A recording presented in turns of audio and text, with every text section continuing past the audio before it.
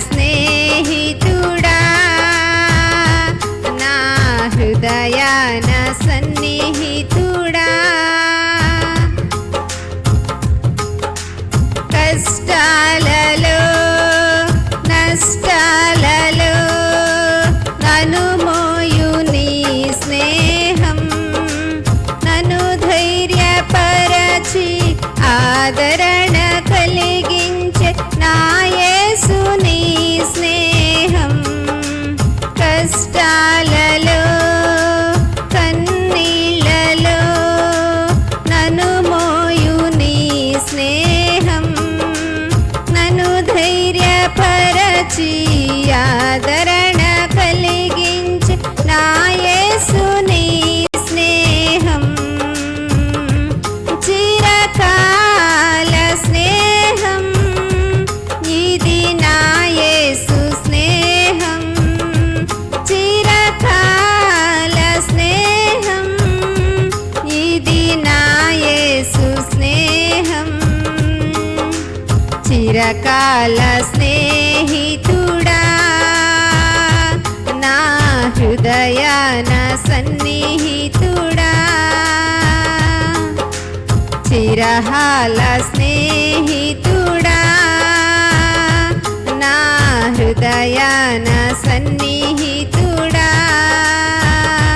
నా తోడు నీవయ్యా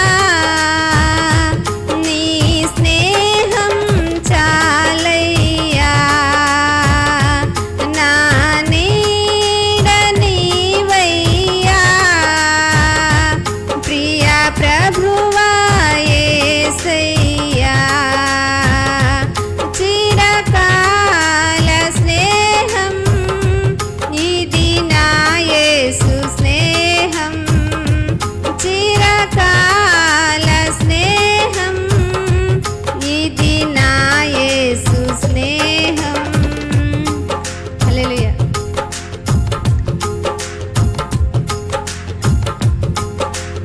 హల్లెలూయా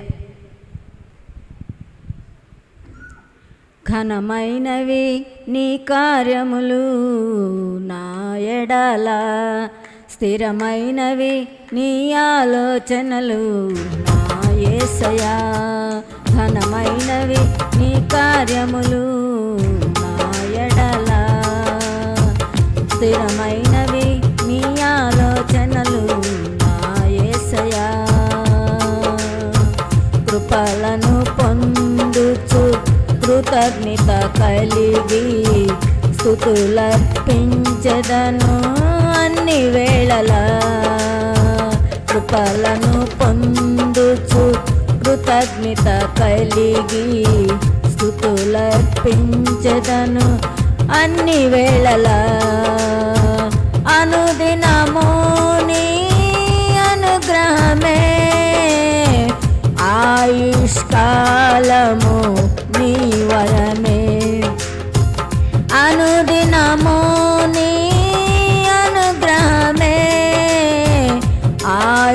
ఆయుష్కాలము నీ వరమే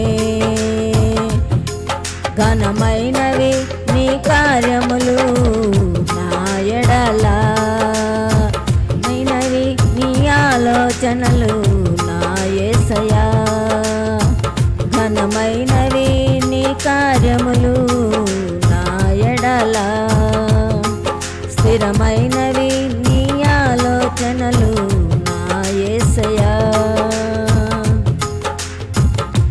ఏ తెగులు సమీపించనీయక ఏ కీడైన దరి చేరనీయక ఆపదలన్నీ తొలగే వరకు ఆత్మలో నెమ్మది కలిగే వరకు ఏ తెగులు సమీపించనీయక ఏ కీడైన దరి చేరనీయక ఆపదలన్నీ తొలగే వరకు ఆత్మలో నెమ్మది కలిగే వరకు నా భారము బాసటగా నిలిచి ఆదరించితివి. ఈ స్తుతి మహిమలు నీకే చెల్లించెదను జీవితాంతము. నా భారము మోసి బాసటగా నిలిచి ఆదరించితివి. ఈ స్తుతి మహిమలు నీకే చెల్లించెదను జీవితాంతము. ఘనమైనవి నీ కార్యములు నా ఎడల, స్థిరమైనవి నీ ఆలోచనలు నా యేసయ్యా. నాకు ఎత్తైన కోటవు నీవే, నన్ను కాపాడు కేడము నీవే. ఆశ్రయమైన బండవు నీవే, శాశ్వత కృపకాధారము నీవే. నాకు ఎత్తైన కోటవు నీవే, నన్ను కాపాడు కేడము నీవే. ఆశ్రయమైన బండవు నీవే, శాశ్వత కృపకాధారము నీవే. నా ప్రతి క్షణమున నీవు దీవెనగా మార్చి నడిపించుతున్నావు. ఈ స్తుతి మహిమలు నీకే చెల్లించెదను జీవితాంతము. ఘనమైనవి నీ కార్యములు నా ఎడల, స్థిరమైనవి నీ ఆలోచనలు నా యేసయ్యా. కృపలను పొందుచు కృతజ్ఞత కలిగి స్తుతులర్పించెదను అన్ని వేళలా. కృపలను పొందుచు కృతజ్ఞత కలిగి స్తుతులర్పించెదను అన్ని వేళలా. అనుదినము నీ అనుగ్రహమే, ఆయుష్కాలము నీ వరమే. అనుదినము నీ అనుగ్రహమే, ఆయుష్కాలము నీ వరమే. నీ కృప తప్ప వేరొకటి లేదయా, నీ మనస్సులో నేనుంటే చాలయా. బహుకాలముగా నేనున్న స్థితిలో నీ కృప నాయడ చాలునంటివే. నీ కృప తప్ప వేరొకటి లేదయా, నీ మనసులో నేనుంటే చాలయా.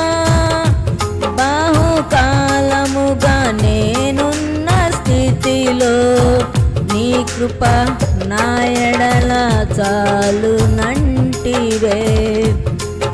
నీ అరచేతిలో నన్ను చెప్పుకొంటివి, నాకేమి కొదువా. ఈ స్తుతి మహిమలు నీకే చెల్లించెదను జీవితాంతము. ఘనమైనవి నీ కార్యములు నా ఎడల, స్థిరమైనవి నీ ఆలోచనలు నా యేసయ్యా. కృపలను పొందుచు కృతజ్ఞత కలిగి స్తుతులర్పించెదను అన్ని వేళలా. అనుదినము నీ అనుగ్రహమే, ఆయుష్కాలము నీ వరమే. అనుదినము నీ అనుగ్రహమే, ఆయుష్కాలము నీ వరమే. ఘనమైనవి నీ కార్యములు నా ఎడల, స్థిరమైనవి నీ ఆలోచనలు నా యేసయ్యా. హల్లెలూయా.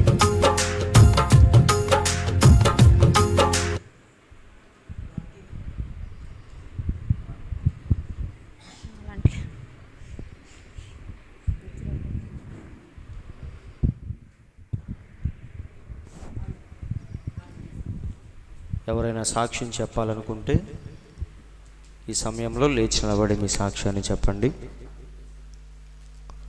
సాక్ష్యాలకి సమయం కాబట్టి ఎవరైనా ప్రత్యేకముగా సాక్ష్యం చెప్పాలనుకుంటే లేచి నిలబడి మీ సాక్ష్యాన్ని చెప్పండి. ఎవరు లేనట్లయితే మనందరం లేచి నిలబడి కొద్ది నిమిషాలు వాక్య భాగంలోనికి వెళ్ళబోయే ముందుగా దేవునికి మన స్తుతులు చెల్లించుకుందాం.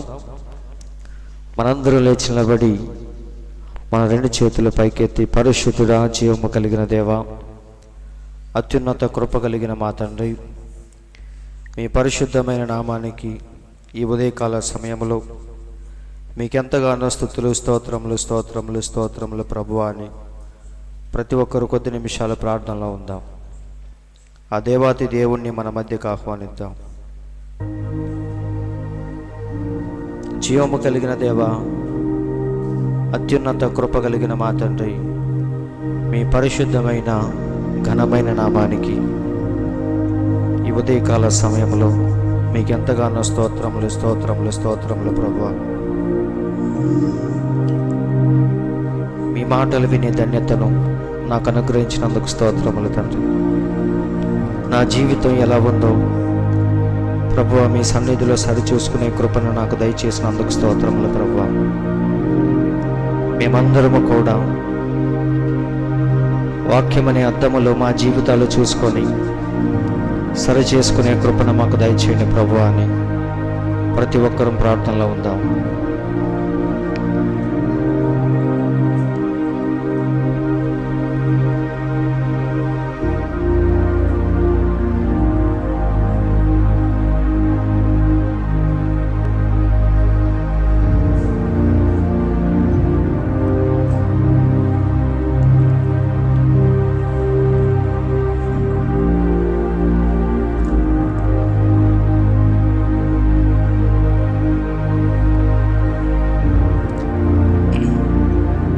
పాట పాడుతూ ఉండగా మరి కానుకలు సమర్పించేవారు కానుకలు సమర్పించండి. నీ కృప నాకు చాలును, నీ కృపలేనిదే బ్రతుకలేను. నీ కృప నాకు చాలును, కృపలేనిదే బ్రతుకలేను. నీ కృపలేనిదే బ్రతుకలేను. జలరాశులన్నీ ఏకరాశిగా నిలిచిపోయెనే నీ జనుల ఎదుట. జలరాశులన్నీ ఏకరాశిగా నిలిచిపోయెనే నీ జనుల ఎదుట. అవి భూకంపాలే అయి పెను తుఫానులే అయినా నీ కృపయే శాసించునా. అవి అణగిపోవునా.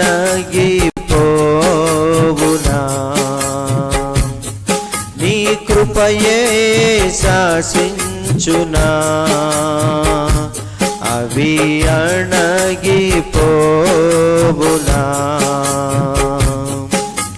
నీ కృప నాకు చాలును, నీ కృపలేనిదే బ్రతుకలేను. నీ కృప నాకు చాలును, నీ కృపలేనిదే బ్రతుకలేను.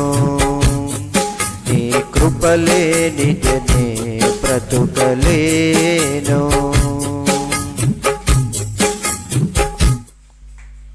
మంచిది, మనందరం అలాగే దేవునికి స్తుతులు చెల్లిస్తూ ఉండగా పరిశుద్ధ గ్రంథంలో నుండి హెబ్రీలకు రాసిన పత్రిక 6వ అధ్యాయము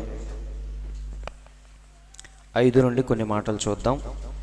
ఆల్రెడీ గత కొన్ని వారాలుగా మనం మాట్లాడుకుంటున్న అంశమే హెబ్రీలకు రాసిన పత్రిక 6వ అధ్యాయము 5 నుంచి. దేవుని దివ్య వాక్యమును రాబోవు యుగ సంబంధమైన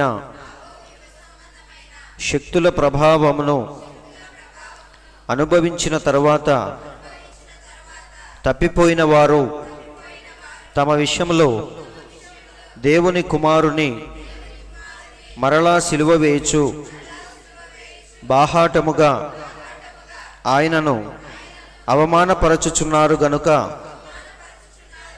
మారు మనసు పొందునట్లు అట్టి వారిని మరలా నూతన పరచుట అసాధ్యము. ఎట్లనగా భూమి తన మీద తరచుగా కురియు వర్షమును త్రాగి ఎవరి కొరకు వ్యవసాయము చేయబడునో వారికి అనుకూలమైన పైరులను ఫలించుచు దేవుని ఆశీర్వచనము పొందును. అయితే ముండ్ల తుప్పలను గచ్చతీగలను దాని మీద పెరిగిన ఎడల అది పనికిరానిదని విసర్జింపబడి శాపము పొందతగినదగును. తుదకది కాల్చివేయబడును. చాలండి, చిన్న ప్రార్థన. సర్వశక్తిమంతుడా, సర్వోన్నతుడా, జీవము కలిగిన దేవా, మీకు స్తోత్రములు తండ్రి. ఈ ఉదయకాల సమయంలో మరొక్కసారి ప్రభువా మీ పాద సన్నిధిలో మమ్మల్ని అందరినీ సమకూర్చి మేము పాడిన పాటల ద్వారా మహిమ పొందినందుకు స్తోత్రములు. ఇప్పుడు చదవబడిన వాక్యాన్ని ఉద్దేశించి కొద్ది నిమిషాలు మాతో మాట్లాడమని, మీ యొక్క మెల్లని స్వరాన్ని మాకు వినిపించమని ప్రార్థిస్తున్నాం ప్రభువా. మీ మాటల్లో దాగి ఉన్న ప్రతి అంతరార్థాన్ని మేము తెలుసుకుంటూ బయలుపాటుతో ప్రభువా నీవేదైతే చెప్పాలనుకున్నావో దాన్ని గ్రహించగలిగే కృపను మాకు దయచేయమని ప్రార్థిస్తున్నాము తండ్రి. రావలసిన వారిని త్వరపెట్టి స్థలానికి నడిపించండి. వచ్చిన ప్రతి ఒక్కరితో కొద్ది నిమిషాలు నీవే మాట్లాడి మీ మాటల ద్వారా ప్రభువా మమ్మల్ని ఆత్మీయముగా బలపరచమని, మేము ఎక్కడైతే తప్పిపోతున్నామో ప్రభువా దాన్ని మాకు ఎత్తి చూపించి దాన్ని సరిచేసుకునే కృపను మాకు దయచేయమని, మరి ఈ స్థలంలో ఎవరైనా అనారోగ్యముతో బాధపడుతూ ఉంటే వారందరినీ మీరు ముట్టి స్వస్థపరచమని, కొద్ది నిమిషాలు మీ ప్రసన్నతను మాతో ఉంచి మా అందరితో ప్రభువా నీవే సూటిగా తేటగా మాట్లాడి మా జీవితాలను సరిచేయమని మా ప్రభు అయిన యేసుక్రీస్తు నామములో ప్రార్థించి అడుగుచున్నాము తండ్రి, ఆమేన్. దయచేసి అందరూ కూర్చోండి.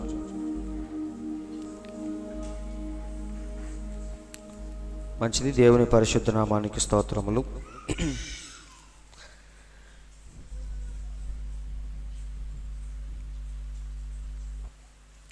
ఈ ఉదయకాల సమయంలో మరి ఇప్పటి వరకు చక్కని పాటల ద్వారా మన దేవుణ్ణి గణపరిచాం.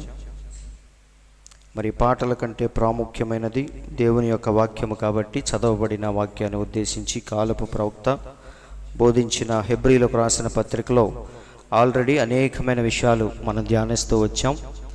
మరి 6వ అధ్యాయం అనేది ప్రవక్త చాలా ఎక్కువ భాగాలు చెప్పాడు. ఎన్నో లోతైన విషయాలు 6వ అధ్యాయంలో దాగి ఉన్నాయి. మరి ఒక్కొక్క దాన్ని ప్రవక్త వివరిస్తూ మరి నిజముగా ఎంత లోతుగా మాట్లాడాడంటే, మరి నేను కూడా ఎన్నో విషయాలు ఈ 6వ అధ్యాయంలో హెబ్రీలకు రాసిన పత్రికలో నేను కూడా తెలుసుకుంటూ ఉన్నాను. మరి ఆల్రెడీ పోయిన వారం మనం కొన్ని విషయాలు చూసాం. పౌలు ఇక్కడ దేని గురించి మాట్లాడుతున్నాడంటే, ఎవరినైతే దేవుడు ముందుగా నిర్ణయించి వారిని పిలిచాడో వారిని పరిపూర్ణులుగా దేవుడు తీర్చిదిద్దాడు. ఇక వారు ఎన్నటికీ కూడా నశించిపోరని ఆల్రెడీ పోయిన వారం మనం విన్నాం, అవునా?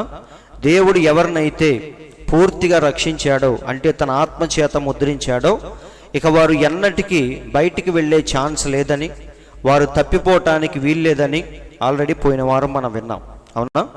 ఎందుకంటే వారి దగ్గర ఏముంది? దేవుడిచ్చిన రక్తం అనే గురుతు ఉంది. సో ఎవరికైతే రక్తం అనే గురుతు ఉంటుందో దేవుని యొక్క ఉగ్రత ఆ ఇంటిని దాటుకొని వెళ్ళిపోద్దని పోయిన వారం మనం చూసాం, అవునా? సంహార దూత వచ్చినప్పుడు ప్రతి ఇంటిని దర్శించింది, కానీ ఏ ఇంటికైతే రక్తపు గురుతు ఉందో ఆ ఇంటిని దాటుకొని వెళ్ళిపోయింది. ఈరోజు మనందరం కూడా అదే రక్తపు గురుతు కింద ఉన్నామని మనందరం నమ్ముచున్నాం, అవునా? ఎవరైతే ఆ గురుతు లోపలికి వచ్చాడో, పూర్తిగా దేవుని ఆత్మచేత ముద్రించబడ్డాడో, ఇక ఆ వ్యక్తి ఎన్నడూ కూడా బయటికి వెళ్ళటానికి, తప్పిపోవటానికి, నశించిపోవటానికి వీల్లేదని మన ప్రవక్త అలాగే పౌలు కూడా హెబ్రీలకు రాసిన పత్రికలో చెప్తున్నాడు. అయితే మరి సౌలు గురించి ఒక ఆయన అడుగుతాడు మన ప్రవక్తని, సౌలు ఎందుకు తప్పిపోయాడు అని. అయితే ఆల్రెడీ మనం విన్నాం, సౌలు తప్పిపోలేదు. అతను చనిపోదామని చూసినా సరే దేవుడు ఆయనకి మరణం అనేది రానివ్వలేదు, అవునా? లాస్ట్లో సౌలును ఎవరు చంపేస్తారంటే ఒక సైనికుడు ఈటె తీసుకొని సౌలును చంపేస్తాడు. కాబట్టి సౌలు జీవితాన్ని మనం గమనిస్తే దేవుడు సౌలును ప్రవక్తగా అభిషేకించాడు, అవునా? అయితే చిన్న చిన్న తప్పులు చేసినప్పుడు దేవుడు సౌలును శిక్షించాడే గాని నిత్య జీవానికి మాత్రం వారసుడిగా చేశాడు. అందుకే సమూయేలు ఏమంటాడంటే, రేపు నువ్వు నీ కొడుకులు చనిపోయి నాతో పాటు ఇక్కడే ఉంటారు అని చెప్తాడు. అంటే సమూయేలు ఎక్కడున్నాడు? పాతాళ పరదైసులో ఉన్నాడు. కాబట్టి సౌలు అతని కుమారులు కూడా చనిపోయి ఎక్కడికి వెళ్ళాలి? సమూయేలు ఉన్న ప్రదేశానికి, పాతాళ పరదైసుకే వెళ్తారని సమూయేలు చెప్పాడు. నిజంగానే యుద్ధంలో చనిపోయి వారు ఎక్కడికి వెళ్తారు? సమూయేలు ఉన్న ప్రదేశానికే వెళ్తారు. కాబట్టి దేవుడు సౌలుని ఏం విడిచిపెట్టలేదు. అయితే ఆయన చేసిన పాపాలకి దేవుడు ఖచ్చితంగా ఇక్కడే తగిన ప్రతిఫలాన్ని అనుభవించేటట్టు చేశాడు. అదే పోయిన వారం మనం చూసాం. అప్స్ అండ్ డౌన్స్ ఉంటాయని నేను పోయిన వారం చెప్పాను, అవునా? అంటే దాని అర్థం ఏంటి?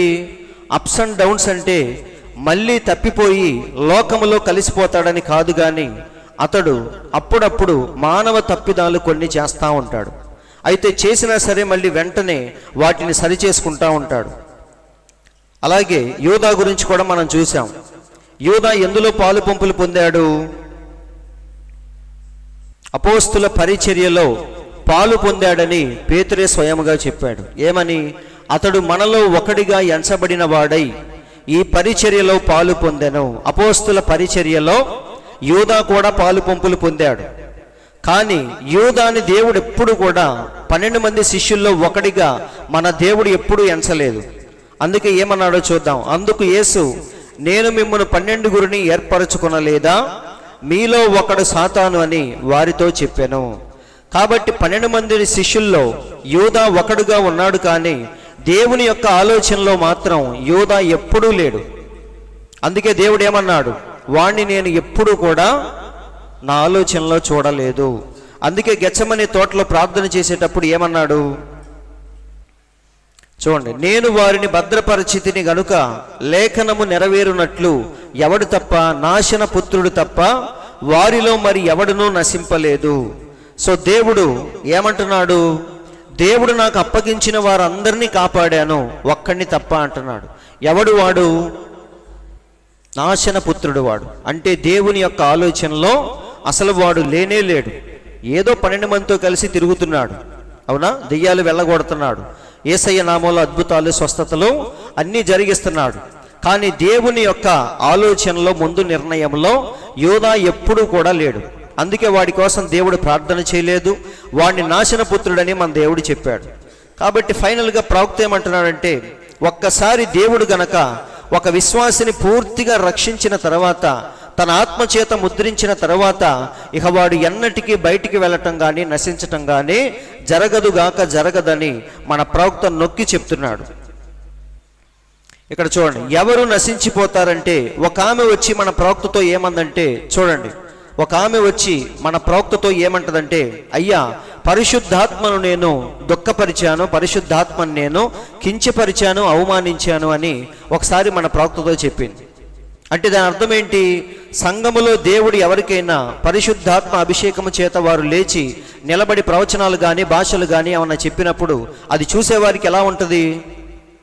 కొంతమందికి చాలా వెటకారంగా ఉంటుంది, అవునా? చూసి నవ్వుకోవటం, ఇదంతా దేవుని శక్తేనా అని అనుమానించటం, ఇవన్నీ చేస్తూ ఉంటారు. అది పరిశుద్ధాత్మని తెలిసి కూడా చాలామంది దాన్ని దుఃఖపరుస్తూ ఉంటారు, దాన్ని చూసి నవ్వుకుంటూ ఉంటారు, కించపరుస్తూ ఉంటారు.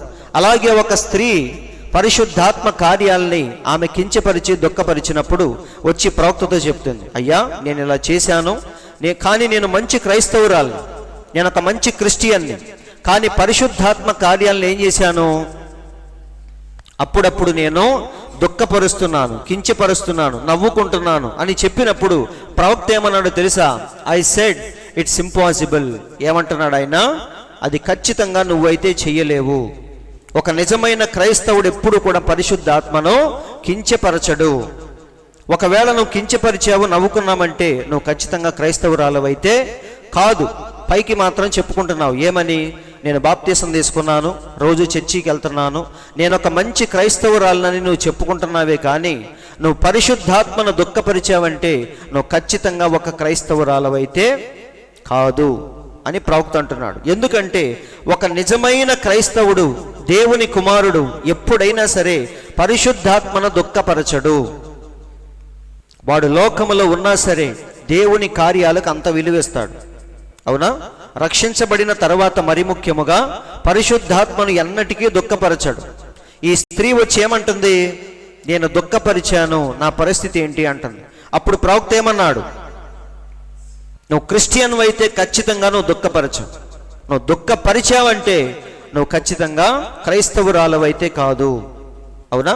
పేరును బట్టి క్రైస్తవుడు అవ్వచ్చు, కానీ నిజముగా క్రీస్తు గనక నీలో ఉంటే పరిశుద్ధాత్మను నువ్వు ఎన్నటికీ దుఃఖపరచవు అంటున్నాడు. కావాలంటే ఇవన్నీ తర్వాత చదువుకోండి, మీకు అర్థమవుతుంది. కాబట్టి చూడండి, ప్రవక్త అంటున్నాడు, ఒక్కసారి తిరిగి జన్మించిన తర్వాత ఒక వ్యక్తి ఇక బయటికి వెళ్ళటం కానీ పరిశుద్ధాత్మను గూర్చి కించపరచడం కానీ ఇవేమీ ఎన్నటికీ జరగవు. అందరు ఇక్కడే ఉన్నారు కదా? మన ప్రవక్త తన యవ్వన దశలో, అంటే సువార్త ప్రారంభించిన కొత్తలో ఆయన పాస్టర్స్ మీటింగ్కి వెళ్తాడు. అప్పుడప్పుడు పాస్టర్ల మీటింగ్ జరుగుతూ ఉంటుంది కదా, అలాంటి మీటింగ్కి వెళ్తాడు. వెళ్ళినప్పుడు అక్కడ పాస్టర్స్ అందరికీ సమయం ఇస్తూ ఉంటారు. లిస్ట్ దగ్గర పెట్టుకొని ఇవాళ ఫలానా పాస్టర్, ఆయన తర్వాత ఇంకో పాస్టర్, ఇలా లిస్టు చదువుతూ ఉంటారు. ఒక్కొక్కరు వచ్చి ఒక అరగంట పావుగంట వాక్యం చెప్పి వెళ్ళిపోతూ ఉండాలి. అవునా? అయితే మన ప్రవక్త చిన్నవాడు కాబట్టి ఆయన వంతు చివరిలో వచ్చింది, లాస్ట్లో వచ్చింది. అయితే ఆయన కంటే ముందు కొంతమంది ఆల్రెడీ ప్రసంగం చేసి వెళ్ళిపోతారు. అయితే ఆ మీటింగ్లో మన ప్రవక్త ఇద్దరిని చూస్తాడు. వాళ్ళు ఎవరంటే పరిశుద్ధాత్మ చేత అభిషేకించబడి ఒక ఆయన భాషలు మాట్లాడుతూ ఉంటాడు, ఇంకొక ఆయన దానికి అర్థం చెప్తా ఉంటాడు. వీళ్ళిద్దరిని చూసినప్పుడు మన ప్రవక్త చాలా సంతోషిస్తాడు. ఎందుకంటే దేవుని కార్యాన్ని డైరెక్ట్గా చూస్తున్నాడు కాబట్టి ఆయనకి ఎలా అనిపించింది? చాలా ఆనందంగా అనిపించింది. చూడండి, నేను దాన్ని బాగా ఎంజాయ్ చేశాను అని చెప్తున్నాడు. అయితే వాళ్ళిద్దరితో మాట్లాడాలని మన ప్రవక్త ప్రయత్నిస్తాడు. అప్పుడు వాళ్ళిద్దరి దగ్గరికి వెళ్ళి మన ప్రవక్త ఒక ఆయనతో మాట్లాడుతూ ఉంటాడు. చూడండి ఏమనంటే, ఫస్ట్ ఒక ఆయనతో మాట్లాడినప్పుడు ఆయన జీవితం కూడా సరిగ్గానే ఉందని మన ప్రవక్త తెలుసుకుంటాడు. మన ప్రవక్తకు దేవుడిచ్చిన గొప్ప వరం ఏంటంటే, మనం ఆయనతో కాసేపు కూర్చొని మాట్లాడితే మన ఆత్మ ఎలాంటిదో మన ప్రవక్త పసిగట్టేవాడు. దేవుడు ఆయనకి ఇచ్చిన గొప్ప వరం అది. నేను నీతో గంటసేపు కూర్చొని మాట్లాడినా నువ్వు ఎలాంటోడువో నాకు తెలియదు. అవునా? నీ క్రియలు కనపడే వరకు నువ్వు ఎలాంటోడువో నాకు తెలియదు. నేనేమనుకుంటాను? బాగా మాట్లాడుతున్నాడు కాబట్టి మంచోడే అనుకుంటాను, నాతో కలిసి తిరుగుతున్నాడు కాబట్టి నా బాగు కోరేవాడే అనుకుంటాం. కానీ క్రియలు బయటకు వచ్చిన తర్వాత వాడు ఎలాంటోడో మనకి తెలిసింది. కానీ ప్రవక్తతో 5 నిమిషాలు మాట్లాడితే నువ్వు ఎలాంటోడువో చెప్పేవాడు. అలాంటి వరం దేవుడిచ్చాడు. కాబట్టి ఇద్దరు వ్యక్తుల దగ్గరికి వెళ్ళి ప్రవక్త మాట్లాడుతూ ఉన్నప్పుడు ఫస్ట్ ఒక ఆయన దగ్గరికి వెళ్ళినప్పుడు ఆయన లోపల బయట సరైన వ్యక్తి అని ఆయనకు అర్థమైంది. అంటే ఒక నిజమైన క్రైస్తవుడని ప్రవక్త తెలుసుకుంటాడు. అయితే రెండో వ్యక్తి దగ్గరికి వెళ్తాడు. రెండో వ్యక్తి దగ్గరికి వెళ్ళినప్పుడు ఆయనతో మాట్లాడేటప్పుడు ఆయన యొక్క ఆత్మ ఎలాంటిదో మన ప్రవక్తకి తెలిసిపోతూ ఉంటుంది. ఆయన ఒక తప్పుడు వ్యక్తి అని పైకి ఆయన చక్కగా వాక్యం చెప్తున్నాడే కానీ ఆయన మరొక వ్యక్తితో, మరొక స్త్రీతో అక్రమంగా జీవిస్తూ 2 పిల్లలను కూడా కన్నట్టుగా దేవుడు ఆయనకి చూపిస్తాడు. ఇక్కడ చూడండి, I begin to feel his spirit అంటున్నాడు. అంటే ఆయనతో మాట్లాడుతూ ఉన్నప్పుడు లోపల ఆత్మ ఎలాంటిదో మన ప్రవక్త పసిగట్టడానికి ప్రయత్నిస్తూ ఉన్నాడు. అప్పుడు దేవుడు ఆయనకి దర్శనం చూపించాడు. ఆ దర్శనములో దేవుడు ఏం చూపిస్తున్నాడంటే, ఆ వ్యక్తి తన భార్యను ఉంచుకొని కూడా ఇంకొక స్త్రీతో కాపురం చేస్తూ 2 పిల్లలను కన్నట్టుగా దేవుడు ఆయనకి చూపించాడు. కానీ చర్చిలో నిలబడి ఏం చేస్తున్నాడు? ఆయన చక్కగా భాషలు మాట్లాడుతూ, భాషలకు అర్థం చెప్తూ పరిశుద్ధాత్మ యొక్క అభిషేకాన్ని అందరి ముందు కనపరిచాడు. కానీ లోపలికి వెళ్ళి జీవితం ఎలా ఉందో చూస్తే వాడి జీవితం ఎలా ఉంది? కంపుగొట్టే జీవితం లాగా ఉంది. వింటున్నారండి? అయితే ఇద్దరు ఏమని మాట్లాడుకుంటున్నారో చూడండి. ఆయన అడుగుతున్నాడు ప్రవక్తని, నీవు పరిశుద్ధాత్మను పొందావా అని ఆయన ప్రవక్తను అడుగుతున్నాడు. అప్పుడు ప్రవక్త ఏమన్నాడంటే, నేను పొందలేదు అన్నాడు. నువ్వు ఎప్పుడైనా భాషలతో మాట్లాడావా అని అడుగుతున్నాడు ఆయన ప్రవక్తని. అప్పుడు ప్రవక్త ఏమన్నాడు? లేదు సార్, నేను మాట్లాడలేదు అంటున్నాడు. అయితే నువ్వు భాషలు మాట్లాడకపోతే అసలు నీకు పరిశుద్ధాత్మ అనేది ఇప్పటిదాకా రానట్టే, అంటే నువ్వు వేస్ట్ అన్నట్టుగా చెప్తున్నాడు. ఎవరితో? మన ప్రవక్తతో ఆ వ్యక్తి చెప్తున్నాడు. పరిశుద్ధాత్మను పొందావా? ఇప్పుడు కూడా చాలామంది ఇదేదో బాప్తీసం పొందావా అన్నట్టుగా అడుగుతూ ఉంటారు. పరిశుద్ధాత్మను పొందావా, పరిశుద్ధాత్మను పొందావా? ముందు ఆయన పొందాడో లేదో తెలియదు. అవునా? ఇక్కడ ఈయన అడుగుతున్నాడు ప్రవక్తని, నువ్వు భాషలు ఎప్పుడైనా మాట్లాడావా? లేదండి. అయితే నీకు పరిశుద్ధాత్మ లేనట్టే, నువ్వు వేస్ట్ అన్నట్టుగా చెప్తున్నాడు. అప్పుడు ప్రవక్త ఏమన్నాడో చూడండి. నాకు లేదు, కానీ ఈ విధమైన ఆత్మ నాకు అక్కర్లేదు అన్నట్టుగా చెప్తున్నాడు ఆయన. అవునా?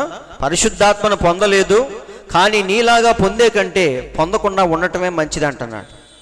అవునా? ఇలా పొంది నటించే జీవితము కంటే,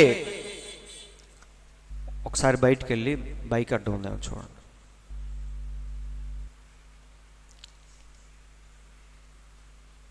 ఏమంటున్నాడు ప్రవక్త?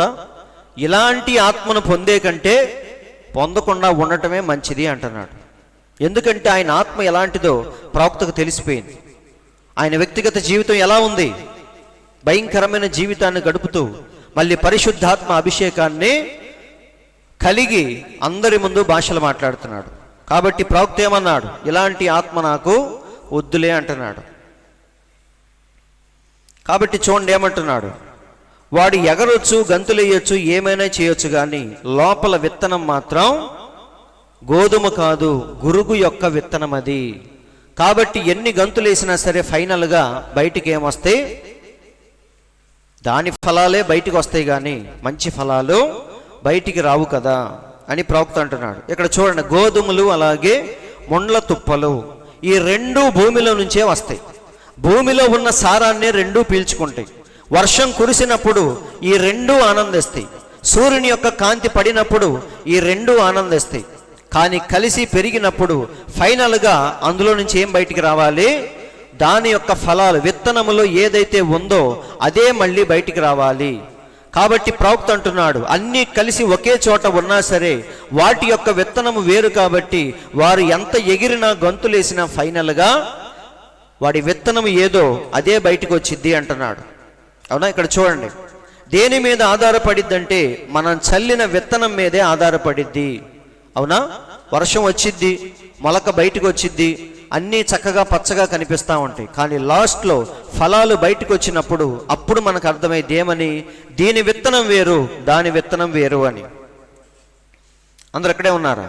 కాబట్టి ఒక నిజమైన క్రైస్తవుడు ఎప్పుడైనా సరే వాడు ఇంకా ఇంకా సంపూర్ణత వైపు సాగిపోతాడే తప్ప మధ్యలో ఎప్పుడు కూడా ఆగిపోడు అంటున్నాడు ప్రవక్త. విశ్వాస జీవితంలో ఐగుప్తును విడిచి బయటకు వచ్చిన తర్వాత మనం ఎక్కడికి వెళ్ళాలి?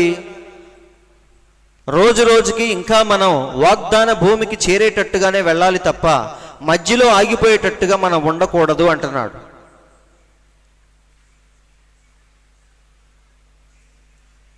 చూడండి ఇంకా ఏమన్నాడు. చాలామంది ఏమంటారు, ఇప్పుడు బయటికి వెళ్ళి తప్పు చేయకుండా ఉండాలంటే దేవుని మీద భయముతో కాదు, కానీ దేవుని మీద ప్రేమతోనే మనం తప్పు చేయకుండా ఉండాలి అంటున్నాడు. అవునా? మనం బయటికి వెళ్ళి తప్పు చేయకుండా ఉండాలంటే దేవుని మీద భయంతో కాదు. అమ్మో వ్యభిచారము చేస్తే దేవుడు నా జీవితాన్ని, నా కుటుంబాన్ని నాశనము చేస్తాడేమో అని భయంతో కాదు, కానీ దేవుని మీద ప్రేమతో మనం ఏం చేయాలి? తప్పు చేయకుండా ఉండాలి. రెండిటికి చాలా తేడా ఉందండి. భయం అనేది ఎప్పుడైనా సరే పోయిద్ది. నేను పోయిన వారం చెప్పాను, భయపడేవాడు ఈరోజు భయపడతాడు కానీ ఏదో ఒక రోజు తెగిస్తాడు. అవునా? భయపడేవాడు ఖచ్చితంగా ఒక రోజు తెగించి బయటకు వస్తాడు. కాబట్టి దేవుని మీద మనకు ఉండాల్సింది కేవలం భయం మాత్రమే కాదు కానీ ప్రేమతో మనం తప్పు చేయకుండా ఉండాలి. ఎందుకంటే బైబిల్లో చక్కని మాట ఉంది, ఏమనంటే పరిశుద్ధాత్మను దుఃఖపరచకుడి అని. అవునా? కాబట్టి దేవుడు దుఃఖపడతాడనే మనం తప్పు చేయకుండా ఉండాలి తప్ప ఆయనంటే భయంతో కాదు. అమ్మో నా జీవితాన్ని దేవుడు ఏమైనా చేస్తాడేమో, నా కుటుంబాన్ని పాడు చేస్తాడేమో అనే భయంతో నువ్వు తప్పు చేయకుండా ఉంటే ఒకరోజు ఏమైంది, తెగించి తప్పు చేస్తాం. అందుకే ప్రవక్త ఏమంటున్నాడంటే దేవుని మీద మనం ఎల్లప్పుడూ ఏం కలిగి ఉండాలి, భయం మాత్రమే కాదు కానీ ప్రేమ కలిగి ఉండాలి.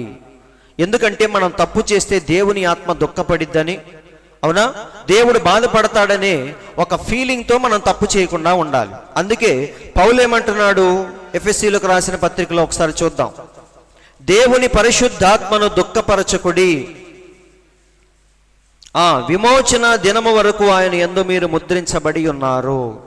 కాబట్టి మనం తప్పు చేయకుండా ఉండాలి అంటే మనల్ని ఆపాల్సింది ఏంటిది, భయము కాదు కానీ ప్రేమే మనల్ని ఆపాలి అంటున్నాడు. దేవుణ్ణి గనక నువ్వు నిజంగా ప్రేమిస్తే నువ్వు ఖచ్చితంగా ఆయన కోసం దాన్ని విడిచిపెడతావు. పౌలేమన్నాడు, నేను సమస్తము పెంటతో సమానముగా ఎంచుకున్నాను అన్నాడు. అది దేన్ని బట్టి, దేవుడంటే భయాన్ని బట్టి కాదు కానీ దేవుణ్ణి అంతగా ప్రేమించాడు కాబట్టే దేవుని కోసం లోకాన్ని ఏం చేశాడు, విడిచిపెట్టాడు. అబ్రహాము ఇస్సాకును చంపటానికి ఎందుకు సిద్ధపడ్డాడంటే దేవుడంటే భయంతో కాదు, దేవుడంటే ప్రేమతో.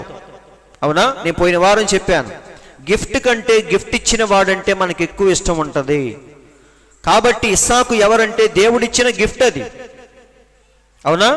కానీ గిఫ్ట్ ఇచ్చిన వాడు ఎవరంటే ప్రభువైన యేసుక్రీస్తు. అందుకే ఒకరోజు గిఫ్ట్ ఇచ్చిన ఆయన ఎప్పుడైతే వచ్చాడో ఇస్సాకును చంపటానికి అబ్రహాము సిద్ధపడ్డాడు. కాబట్టి ఇక్కడ ఏం తెలుస్తుందంటే దేవుడంటే అబ్రహాముకి ఎంత ప్రేమో ఎంత ఇష్టమో తెలుస్తుంది. కాబట్టి ఈరోజు మనం పాప జీవితాన్ని విడిచిపెట్టాం, మళ్ళీ లోకంలోనికి వెళ్లకుండా ఉంటున్నాం, తప్పు చేయటానికి ఆలోచిస్తున్నామంటే ఏమై ఉండాలి, దేవుడంటే ప్రేమతోనే మనం చెయ్యకుండా ఉండాలి తప్ప కేవలం భయంతో కాదు. భయం ఏమైపోద్ది, ఒకరోజు భయపడి ఒకరోజు తెగించి తప్పు చేస్తాం. కానీ ప్రేమ మాత్రం మనల్ని ఏం చేసిద్ది, పట్టి మనల్ని లాపుతా ఉంటుంది. అవునా కాదా? అదే ప్రవక్త అంటున్నాడు, మీరు చదువుకోండి. అందుకే దేవుని పరిశుద్ధాత్మను మనం దుఃఖపరచవద్దు, దేవుడు దుఃఖపడతాడు. నువ్వు దేవునిలోకి వచ్చి మళ్ళీ నువ్వు తప్పిపోతూ ఉంటే దేవుని ఆత్మ ఏమైంది, దుఃఖపడుతూ ఉంటుంది. ఆ విషయాన్ని మీరు గుర్తుపెట్టుకొని పాపం చేయకుండా ఉండండి అంటున్నాడు. కాబట్టి చూడండి, మళ్ళీ ప్రవక్త నొక్కి నొక్కి చెప్తున్నాడు, ఒక్కసారి దేవునిలోకి వచ్చిన తర్వాత ఇక వాడు పూర్తిగా రక్షించబడినట్లే, నిత్య జీవాన్ని పొందుకున్నట్టే. మన దేవుడు ఏమన్నాడు, నా యందు విశ్వాసముంచువాడు నిత్య జీవము గలవాడు, వాడు తీర్పులోనికి రాక మరణము నుండి జీవములోనికి దాటి ఉన్నాడు, ఆల్రెడీ దాటేశాడు అని అర్థం. అదే అంటున్నాడు. కాబట్టి అతడు ఎన్నడూ కూడా పడిపోవటం జరగదు. వింటున్నారండి? ఇప్పుడు మీకు డౌట్ రావచ్చు, అంటే దేవుని పిల్లలు ఇక ఎన్నటికీ తప్పు చేయరా అంటే ప్రవక్త ఏమంటున్నాడో వినండి. ఇక్కడ ప్రవక్త అంటున్నాడు, అతడు రక్షించబడిన తర్వాత, ఇప్పుడు సపోజ్ 0 దగ్గర నుంచి మనం స్టార్ట్ చేసాం విశ్వాస జీవితాన్ని, బాప్తీసం తీసుకొని రక్షణలోకి వచ్చి వర్తమానాన్ని నమ్మి 0 దగ్గర నుంచి మొదలు పెట్టాం. దేవుడు మన పాప జీవితాన్ని, దేవుడు మన పాపాలన్నీ క్షమించాడు. చక్కగా 0 దగ్గర నుంచి ప్రారంభించి 0 నుంచి 10, 10 నుంచి 20, 20 నుంచి 30 అలా మన విశ్వాస జీవితం ఏమవుతుంది, కొద్ది కొద్దిగా విశ్వాస యాత్రలో మనం ముందుకెళ్తున్నాం. అయితే వెళ్ళే ప్రయత్నములో మళ్ళీ ఏదైనా పరిస్థితి ఎదురయ్యి మళ్ళీ 0 దగ్గరికి మాత్రం మనం రాకూడదు. వింటున్నారండి? ఇప్పుడు సపోజ్ 50 వరకు మనం వచ్చాం, 0 దగ్గర ప్రారంభించి 50 వరకు వచ్చాం అంటే అరణ్య మార్గంలో ఎర్ర సముద్రాన్ని దాటి సగం దూరం మనం వచ్చాం. ఇక్కడ మన విశ్వాసం బలహీనపడింది. అవునా? అప్పుడు మనం చిన్న చిన్న అపరాధములు, మానవ తప్పిదాలు అంటారు కదా, మానవ తప్పిదాలంటే అర్థం ఏంటి, అప్పుడప్పుడు ఇటు వెళ్ళబోయి అటు వెళ్తాం. మనం వెళ్ళాల్సిందిటే, కానీ ఆదమరిచి అప్పుడప్పుడు మనం ఏం చేస్తాం, ఇటు వెళ్ళిపోతాం. అలాగే మనం డబ్బులు లెక్క పెట్టేటప్పుడు ఏం చేస్తాం చెప్పండి, నేను లెక్క పెట్టిన తర్వాత ఇంకో వ్యక్తికి ఇస్తాను. ఎందుకు? ఒకవేళ నేనేమైనా నోట్లు అంటుకుపోయి తప్పేమన్నా లెక్క పెట్టానేమో అని చెప్పేసి ఇంకొకటికి ఇస్తాం, దాని తర్వాత ఇంకొకటికి ఇస్తాం. అలా మనం ఏం చేస్తామంటే మానవ తప్పిదాలు ఏమైనా దొర్లుతాయేమో అని చెప్పేసి 1-2 సార్లు చూసుకుంటా ముందుకెళ్తా ఉంటాం. అలాగే 50% దూరం మనం వచ్చిన తర్వాత ఇక మనం 0 దగ్గరికి మళ్ళీ వెళ్ళకూడదు. అది ప్రవక్త చెప్తుంది. ఒక్కసారి వాడు రక్షణలోకి వచ్చిన తర్వాత నశించిపోవటం అనేది జరగదు అని ప్రవక్త ఎందుకన్నాడంటే, వాడు మళ్ళీ 0 దగ్గరికి వెళ్ళి స్టార్ట్ చేయడు. వీడు ప్రతిసారి మళ్ళీ పందిలాగా బురద దగ్గరికి వెళ్తున్నాడంటే వాడు ఇంకా రక్షించబడనట్టే లెక్క అంటున్నారని. కానీ బాప్తీసం తీసుకున్నాడు, ప్రభురాత్రి భోజనంలో పాల్గొంటున్నాడు, చర్చికి వస్తున్నాడు, అన్ని విషయాల్లో పాల్గొంటున్నాడు.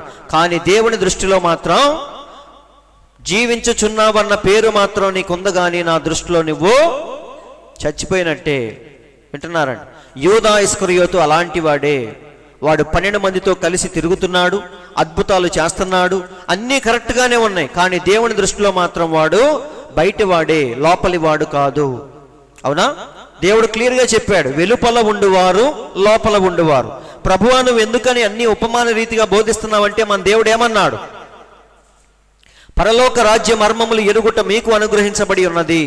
ఒకవేళ వెలుపల ఉండువారు వారు కూడా వాక్యము విని తమ జీవితాలు మార్చుకుంటారేమో అని చెప్పి వారికి అన్ని ఉపమాన రీతిగా నేను బోధిస్తున్నాను అన్నాడా లేదా? కాబట్టి వెలుపల ఉండువారు లోపల ఉండువారు 2 కేటగిరీస్ అన్నమాట. అయితే ఇక్కడ యూదా ఇస్కరియోతు ఎవరు? తిరగటం యేసయ్య పక్కనే తిరుగుతున్నాడు, కానీ వాడు వెలుపట ఉండువాడు. వాడు ఎన్ని గంతులైనా వేయొచ్చు, పరిశుద్ధాత్మ వాణ్ణి కూడా తాకొచ్చు. ఆ పరిశుద్ధాత్మ అభిషేకముతో కయపాలాగా వాడు కూడా ప్రవచనాలు చెప్పొచ్చు, సంఘాలు కట్టొచ్చు, ఏమైనా చేయొచ్చు. కానీ దేవుని దృష్టిలో మాత్రం వాడు వెలుపల ఉండువాడు. కానీ మనం దేవుని పిల్లలు ఎవరంటే వారు లోపల ఉండేవారు వింటున్నారండి. ఇప్పుడు లోపల ఉన్నవారు ఇలా కొద్దిగా 100% వరకు జర్నీలో ముందుకెళ్తారే తప్ప మధ్యలో ఏదో జరిగి మళ్ళీ 0 దగ్గరికి వెళ్ళరు. అది దాని అర్థం, దాని సారాంశం అది. 6వ అధ్యాయంలో ప్రవక్త చెప్పాలనుకుంది అది. అవునా? ఒక్కసారి రక్షణ పొందిన తర్వాత వాడు ఎన్నటికీ వెళ్ళడు, స్టార్టింగ్ పాయింట్ దగ్గరికి మళ్ళీ వెళ్ళడు. ఒకవేళ వెళ్ళాడు అంటే వాడు ఇంకా లోపలికి రాని వాడితో సమానమే. వింటున్నారండి? ఇప్పుడు పేతురు, సరే మనం దీంతో పాటు వెళ్దాం. కాబట్టి చూడండి, మనమేమి క్లీన్గా ప్యూర్గా పరిశుద్ధముగా ఉన్నట్టు నటించాల్సిన పని లేదు. మనం వెళుతూ ఉన్నప్పుడు మనలో ఉన్న పరిశుద్ధత, నీతి, భక్తి ఇవన్నీ ఏమవుతాయి? ఆటోమేటిక్గా బయటకు వస్తాయి తప్ప వాటి కోసం స్పెషల్గా మనం పెర్ఫార్మెన్స్ ఇవ్వాల్సిన పని లేదు అని ప్రవక్త అంటున్నాడు. ఇప్పుడు సపోజ్ పేతురు ఉన్నాడు. పేతురు రక్షించబడ్డాడా లేదా మీరు చెప్పండి? పేతురు రక్షించబడ్డాడు కదా. ఎందుకంటే అనాది ప్రణాళికలో మన దేవుడు చూశాడు కాబట్టి వెంటనే పేతురుని చూసి ఏమన్నాడు? సీమోను బరియోనా నీవు కేఫా అనబడదువు అని చెప్పాడా లేదా? రక్షించాడు దేవుడు పేతురుని. అయితే పేతురు ఈ విశ్వాస యాత్రలో వెళుతూ ఉన్నప్పుడు మధ్యలో ఏమైంది? స్పీడ్ బ్రేకర్ వచ్చి బండి ఆగినట్టుగా అతని విశ్వాస జీవితం మధ్యలో ఏమైంది? సడన్గా బండి ఎలాగైతే గుద్దుకుంటుందో అలా మధ్యలో అతని విశ్వాస జీవితం ఏమైంది? ఒక బ్రేక్ పడింది. ఒక స్త్రీ వచ్చి, ఒక చిన్న పిల్ల వచ్చి ఏమంది? నీవు యేసు శిష్యుల్లో ఒకడివి కదా అంటే వెంటనే ఏమన్నాడు ఆయన? అమ్మ తోడు అయ్య తోడు నాకు యేసు ఎవరో తెలియదు అన్నాడు. అంటే అబద్ధం చెప్పాడా లేదా? చెప్పాడు. 3 సార్లు చెప్పాడు. దేవుడు ముందే చెప్పాడు, కోడి కూయక ముందు 3 సార్లు అబద్ధం ఆడతావని. ఎప్పుడైతే కోడి కూసిందో వెంటనే పేతురుకు అర్థమైపోయింది. ఏమని? దేవుడు చెప్పినట్టు నిజంగానే 3 సార్లు అబద్ధం ఆడేశాను. అంటే పేతురు యొక్క విశ్వాస జీవితంలో బ్రేక్ పడిందా లేదా? కానీ బ్రేక్ పడిన తర్వాత పేతురు మళ్ళీ 0 దగ్గరికి వెళ్ళి మొదలు పెట్టాడా? అక్కడే సరి చేసుకొని ముందుకెళ్ళాడా? వింటున్నారండి? ఇప్పుడు సపోజ్ పేతురు 90 దాకా వచ్చాడు అనుకుందాం. 90 దగ్గర నుంచి మళ్ళీ 0కి వెళ్ళాడా? అక్కడే సరి చేసుకొని 100కి వెళ్ళాడా? అది అక్కడే ఆధారపడదు. ఇప్పుడు పేతురు ఏం చేశాడంటే వెంటనే సంతాపపడి ఏడ్చాను అని బైబిల్లో ఉంది. ఒకసారి చూద్దాం, నేను ఇక్కడ పెట్టలేదు. పేతురు అబద్ధం చెప్పి వెంటనే దాన్ని సరి చేసుకున్నాడా లేదా చూద్దాం.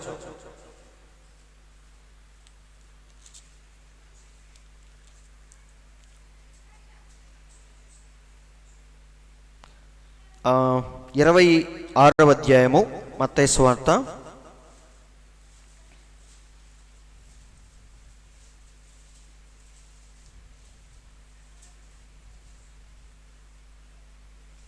74 నుంచి చూద్దాం. చివరి 2 వచనాలు 74, 75. 26వ అధ్యాయము మత్తయి సువార్త 74 నుంచి చూద్దాం. అందుకు అతడు మూడవసారి అబద్ధం ఆడుతున్నాడు. ఏమని? ఆ మనుష్యుని నేను ఎరుగనని చెప్పి శపించుకున్నటకు ఒట్టు పెట్టుకున్నటకు మొదలు పెట్టాను. వెంటనే కోడి కూసాను. 3 సార్లు ఎప్పుడైతే అయిపోయిందో వెంటనే దేవుడు అలారాన్ని పెట్టాడు. ఏంటి అలారం? కోడి కోత. ఎప్పుడైతే కిర్రనే అలారం మోగిందో వెంటనే గుర్తొచ్చింది. ఏమని? చదవండి. కనుక కోడి కూయక మునుపు నీవు నన్ను ఎరుగనని మొమ్మారు చెప్పేదవని యేసు అతనితో అనిన మాట పేతురు జ్ఞాపకము తెచ్చుకొని వెలుపలకి పోయి సంతాపపడి ఏడ్చెను. అవునా? కాబట్టి పేతురు ఏం చేశాడు? ఈ విశ్వాస యాత్రలో ఆయన ఎక్కడైతే ఉన్నాడో అక్కడి నుంచి ముందుకెళ్ళటానికి ప్రయత్నించాడా? అక్కడి నుంచి మళ్ళీ వెనక్కి వచ్చి 0 దగ్గర నుంచి మళ్ళీ స్టార్ట్ చేద్దాం అనుకున్నాడా? అక్కడే సరి చేసుకొని మళ్ళీ ఇంకొక మెట్టు ముందుకెళ్ళటానికే ప్రయత్నించాడు. కానీ యూదా ఇస్కరియోతు ఏం చేశాడు? అక్కడితోనే జీవితాన్ని చాలించి చచ్చి నరకానికి వెళ్ళాడు. కాబట్టి తేడాను మీరు గమనించాలి. ఈరోజు చాలామంది ముందు లైన్లోకి వచ్చేస్తున్నారు. కొంత దూరం వచ్చిన తర్వాత లైన్లో నుంచి మళ్ళీ వెనక్కి వెళ్ళిపోయి మళ్ళీ 0 దగ్గర నుంచి స్టార్ట్ చేస్తున్నారు. కానీ దేవుని పిల్లలు మాత్రం ఒక్కసారి లోపలికి వచ్చిన తర్వాత ఇక వాడి ప్రయాణం ముందుకే ఉంటుంది, కానీ వెనక్కి మాత్రం ఎప్పుడూ వెళ్ళడు. అలాగే ఇక్కడ చూడండి, దేవుని పిల్లలు ఎక్కడైనా సరే, దావీదు మందసాన్ని కొత్త బండి మీద ఎక్కించుకొని వస్తున్నాడు. మధ్యలో బండి జారింది, మందసం కూడా జారింది. దాన్ని పట్టుకున్న ఉజ్జాయి ఏమైపోయాడు? అక్కడికక్కడే చనిపోయాడు. ఎప్పుడైతే ఈ సంఘటన జరిగిందో వెంటనే దావీదు ఏం చేశాడు? మందసాన్ని అక్కడే ఆపేసి మళ్ళీ కూర్చొని ఆలోచించాడు, దాన్ని సరి చేసుకున్నాడు. అవునా? తప్పిపోయి మళ్ళీ 0 దగ్గరికి వెళ్ళలేదు, దాన్నే సరి చేసుకొని మళ్ళీ ముందుకెళ్ళటానికే ప్రయత్నించాడు. అలాగే ఒకసారి దావీదు ఏం చేశాడు? బత్షెబాతో పాపం చేసి ఊరియాను అన్యాయంగా చంపించి ఎవరికీ తెలియదులే అనుకున్నాడు. కానీ వెంటనే ఎవరొచ్చారు? నాతాను ప్రవక్త వచ్చి ఎప్పుడైతే గద్దించాడో అప్పుడు దావీదు దాన్ని సరి చేసుకున్నాడా? తప్పిపోయాడా? సరి చేసుకొని అక్కడి నుంచి ఇంకొంచెం ముందుకెళ్ళటానికే ప్రయత్నించాడు తప్ప ఎక్కడితో వెనక్కి వెళ్ళిపోదామని ఎప్పుడు కూడా అనుకోలేదు. కాబట్టి దేవుని పిల్లలు ఎక్కడైనా సరే, ప్రవక్త అదే అంటున్నాడు చూడండి. కాబట్టి మనం అప్పుడప్పుడు ఏం చేస్తాం? శిష్యులందరూ కలిసి యూదా ఇస్కరియోతు తప్పిపోగానే ఆయన స్థానంలోకి ఎవరిని తీసుకొచ్చారు? మత్తయిని తీసుకొచ్చారు. చీట్లు వేసి మత్తయిని తీసుకొచ్చారు. కానీ దేవుని అభిషేకం మాత్రం ఎవరి మీదకి వెళ్ళింది? చూడండి ఇక్కడ ఏమంటున్నాడు ప్రవక్త, ఏమన్నాడు చూడండి. But it was not God's choice అంటున్నాడు. అంటే దాని అర్థం ఏంటి? ఇది మనుషుల ఎన్నిక కానీ దేవుని ఎన్నిక కాదు. చీట్లు వేసి ఎవడో ఒకరిని తీసుకొచ్చి మనం కుర్చీలో కూర్చోబెడతాం, కానీ అది దేవుని యొక్క సరైన ఎన్నిక కాదు. అయితే దేవుని ఎన్నిక ఎవరి మీదకి వెళ్ళింది? అపోస్తలుడైన పౌలు మీదకి వెళ్ళింది అభిషేకం. కాబట్టి ప్రవక్త ఏమంటున్నాడు తెలుసా? ఎలాంటి వ్యక్తిని దేవుడు ఎన్నుకున్నాడంటే యేసుక్రీస్తు తర్వాత ఇప్పటి వరకు అలాంటి వ్యక్తి అసలు భూమి మీదకు రాలేదంట. ఇక్కడ అంటున్నాడు ప్రవక్త. పౌలు ఎలాంటి వ్యక్తి? యేసయ్య పుట్టిన దగ్గర నుంచి ఇప్పటి వరకు భూమి మీద అలాంటి వ్యక్తి లేనే లేడు. అలాంటి వ్యక్తిని దేవుడు ఎన్నుకున్నాడు అంటున్నాడు. కాబట్టి చూడండి, మనం ఎప్పుడు కూడా ఇలాంటి చిన్న చిన్న చెప్పాలంటే, మన భాషలో చెప్పాలంటే చిల్లర పనులు అంటారు. అవునా? చీట్లు వేసి ఎవడో ఒకరిని తీసుకొచ్చి కూర్చోబెట్టడం, ఇవన్నీ ఏంటి? దావీదు కొత్త బండి ఎక్కించి గంతులేసుకుంటా వెళ్ళటం, ఇవన్నీ దేవుని దృష్టిలో ఎలా ఉంటే చాలా చీప్గా చిల్లర పనుల్లాగా ఉంటాయి. కాబట్టి మనం ఎప్పుడు అలా చేయకూడదని ప్రవక్త అంటున్నాడు. మనం పూర్తిగా దేవునికే అప్పగించాలి. అవునా? కాబట్టి చూడండి, మనం ఎప్పుడు ఇలాంటి పనులు చేయటానికే చూస్తాం. ఈ చర్చిలో ఆయన లేడు కాబట్టి ఆయన బదులు ఇన్ని కూర్చోబెడదాం, ఆయన లేడు కాబట్టి ఇక నుంచి నేనే ఆయన స్థానంలో నిలబడతాను అని మనం సొంత నిర్ణయాలు తీసుకుంటాం, కానీ అవి ఎప్పుడు సంఘములో జరగకూడదు అంటున్నాడు. ఖచ్చితంగా ఎవరి నాయకత్వానికి అప్పగించుకోవాలి? మనం దేవుని యొక్క లీడింగ్కి మనం అప్పగించాలి అంటున్నాడు. కాబట్టి ఇప్పుడు అబ్రహామును దేవుడు ఎన్నుకున్నాడా లేదా? మరొక చక్కని ఉదాహరణ, అబ్రహామును దేవుడు ఎన్నుకున్నాడు, అవునా? అద్భుతమైన కృపతో అబ్రహామును పిలిచాడు. అబ్రహాం బయటకు వచ్చిన తర్వాత ఆ దేశంలో ఉన్నప్పుడు ఏమన్నాడంటే తన భార్యను కూర్చోబెట్టి చెప్తున్నాడు, ఏమని? ఈ దేశ ప్రజలకు దేవుడంటే భయము ఏమాత్రం కూడా లేదు కాబట్టి, ఏదైనా అఘాయిత్యం చేస్తారు కాబట్టి నువ్వు ఎవరన్నా అడిగితే ఏమని చెప్పాలి? నా చెల్లెలని చెప్పు, అవునా? నేను నీకు అన్నయ్యను అవుతానని చెప్పు, నేను కూడా అదే చెప్తాను, నా చెల్లెని చెప్తాను అని ఇద్దరు మాట్లాడుకొని ఉన్నారు. నిజంగానే ఈ లోపు ఎవరు వచ్చారు? అబీమెలెకు అనే రాజు వచ్చాడు. రాజు వచ్చి అడిగాడు, ఏమని? ఈమె నీకేమైద్ది అన్నాడు. అప్పుడు అబ్రహాం ఏమన్నాడు? నా చెల్లి అని చెప్పాడు. ఆమెను అడిగాడు, మా అన్నయ్య అని చెప్పింది. వెంటనే ఆమెను తీసుకొని వెళ్ళిపోయాడు. దేనికి? పెళ్లి చేసుకోవటానికి తీసుకొని వెళ్ళిపోయాడు. ఇక్కడ చూడండి, అబీమెలెకు అబ్రహాము కంటే మంచివాడని మన ప్రవక్త చెప్తున్నాడు. ఎందుకంటే అబ్రహాము అబద్ధం ఆడాడు, నా చెల్లెలని అబద్ధం చెప్పాడు. ఇంకొకటి, దేవుడు ఉండమన్న చోట ఆయన ఉండలేదు. అంటే అబ్రహాము తన జీవితంలో మళ్ళీ తిరిగి కల్దీల దేశం వెళ్ళాడా, అక్కడే సరి చేసుకోవటానికి ప్రయత్నిస్తున్నాడా? ఒక్కసారి మీరు ఆలోచించండి. అబ్రహాం ఆల్రెడీ బయలుదేరి వచ్చాడు, విశ్వాస జీవితంలో ముందుకెళ్తూ ఉన్నాడు. మధ్యలో ఏమైంది? ఒక సమస్య ఎదురైనప్పుడు అబ్రహాము మళ్ళీ కల్దీల దేశం వెళ్ళిపోదాం అనుకున్నాడా? ఇక్కడే సమస్యను పరిష్కరించుకొని ముందుకెళ్దాం అనుకున్నాడా? ఇక్కడే సరి చేసుకొని ముందుకెళ్ళటానికే ప్రయత్నించాడు. అయితే ఈ ప్రయత్నంలో ఆయన ఏం చేశాడు? అబద్ధం ఆడాడు. పరిస్థితిని బట్టి, ఇందాక నేను చెప్పాను కదా మానవ తప్పిదాలని. మానవ తప్పిదాలంటే ఎలా ఉంటాయి? ఇటు వెళ్ళాలి నేను, కానీ ఏదో ఆలోచిస్తూ ఏం చేస్తాను? ఇటు తిప్పేస్తాను. రాత్రి మరీదాస్ అన్న ఇంటికి వెళ్ళాను. హాస్పిటల్ నుంచి ఒక ఆయన ఫోన్ చేశాడు. ఫోన్ చేసి పాస్ ఇస్తాను, కోటప్పకొండ తిరణాల దగ్గర డ్యూటీకి రమ్మన్నాడు. నేనేం చేశాను? ఆ హోలీ ఫ్యామిలీ స్కూల్ దగ్గర ఉంటాను రా అని చెప్పా. నేను హోలీ ఫ్యామిలీ స్కూల్ దగ్గర రాకుండా డైరెక్ట్గా అన్న ఇంటికి వెళ్ళిపోయాను. వెళ్ళిపోయి గంట అయింది. ఆయన ఫోన్ చేశాడు, సార్ మీరు ఇక్కడ ఉంటా అన్నారు కానీ నేను అది మర్చిపోయాను. ఆయన అక్కడ వెయిట్ చేయమని చెప్పి నేను మాత్రం ఏం చేశాను? అన్న ఇంటికి వెళ్ళిపోయాను. గంట సేపు అయిపోయింది. ఆయన ఫోన్ చేసి అడుగుతున్నాడు. అంటే నేను ఏం చేశాను? ఆయన గంట సేపు వెయిట్ చేయించాను నేను. అయితే అది కావాలని చేశానా?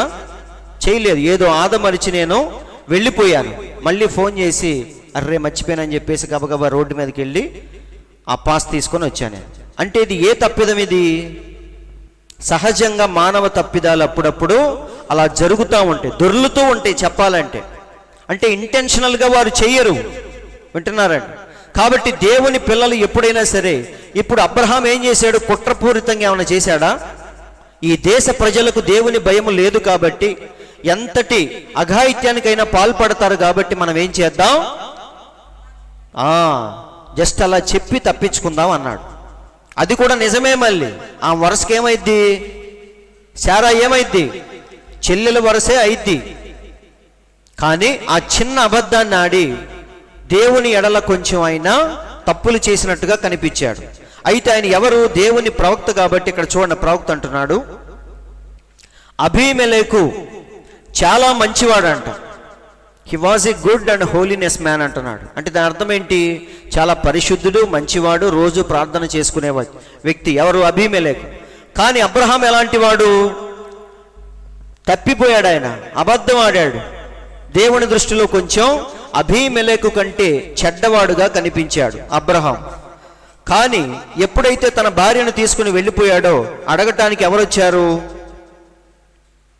స్వయంగా దేవుడే వచ్చాడు, అవునా? సో దేవుడు వచ్చి ఏమంటున్నాడో చూద్దాం. ఆదికాండము 23. అయినను రాత్రి వేళ దేవుడు స్వప్నమందు అబీమెలెకు నొద్దకు వచ్చి, ఎవరు వచ్చారు? ఒక దూతను పంపించలేదు కానీ స్వయముగా దేవుడే వచ్చాడు. వింటున్నారండి? నాబోతును ఆహాబు చంపేస్తే అడగటానికి ఎవరు వచ్చారు? ఏలియా ప్రవక్త వచ్చాడు. అదే ప్రవక్తకే కష్టం వస్తే ఎవరు వస్తారు? స్వయముగా దేవుడే వస్తాడు. ఇక్కడ అబ్రహాం అంటే దేవుని యొక్క ప్రవక్త కాబట్టి ఎవరు వచ్చారు? డైరెక్ట్గా దేవుడే వచ్చాడు.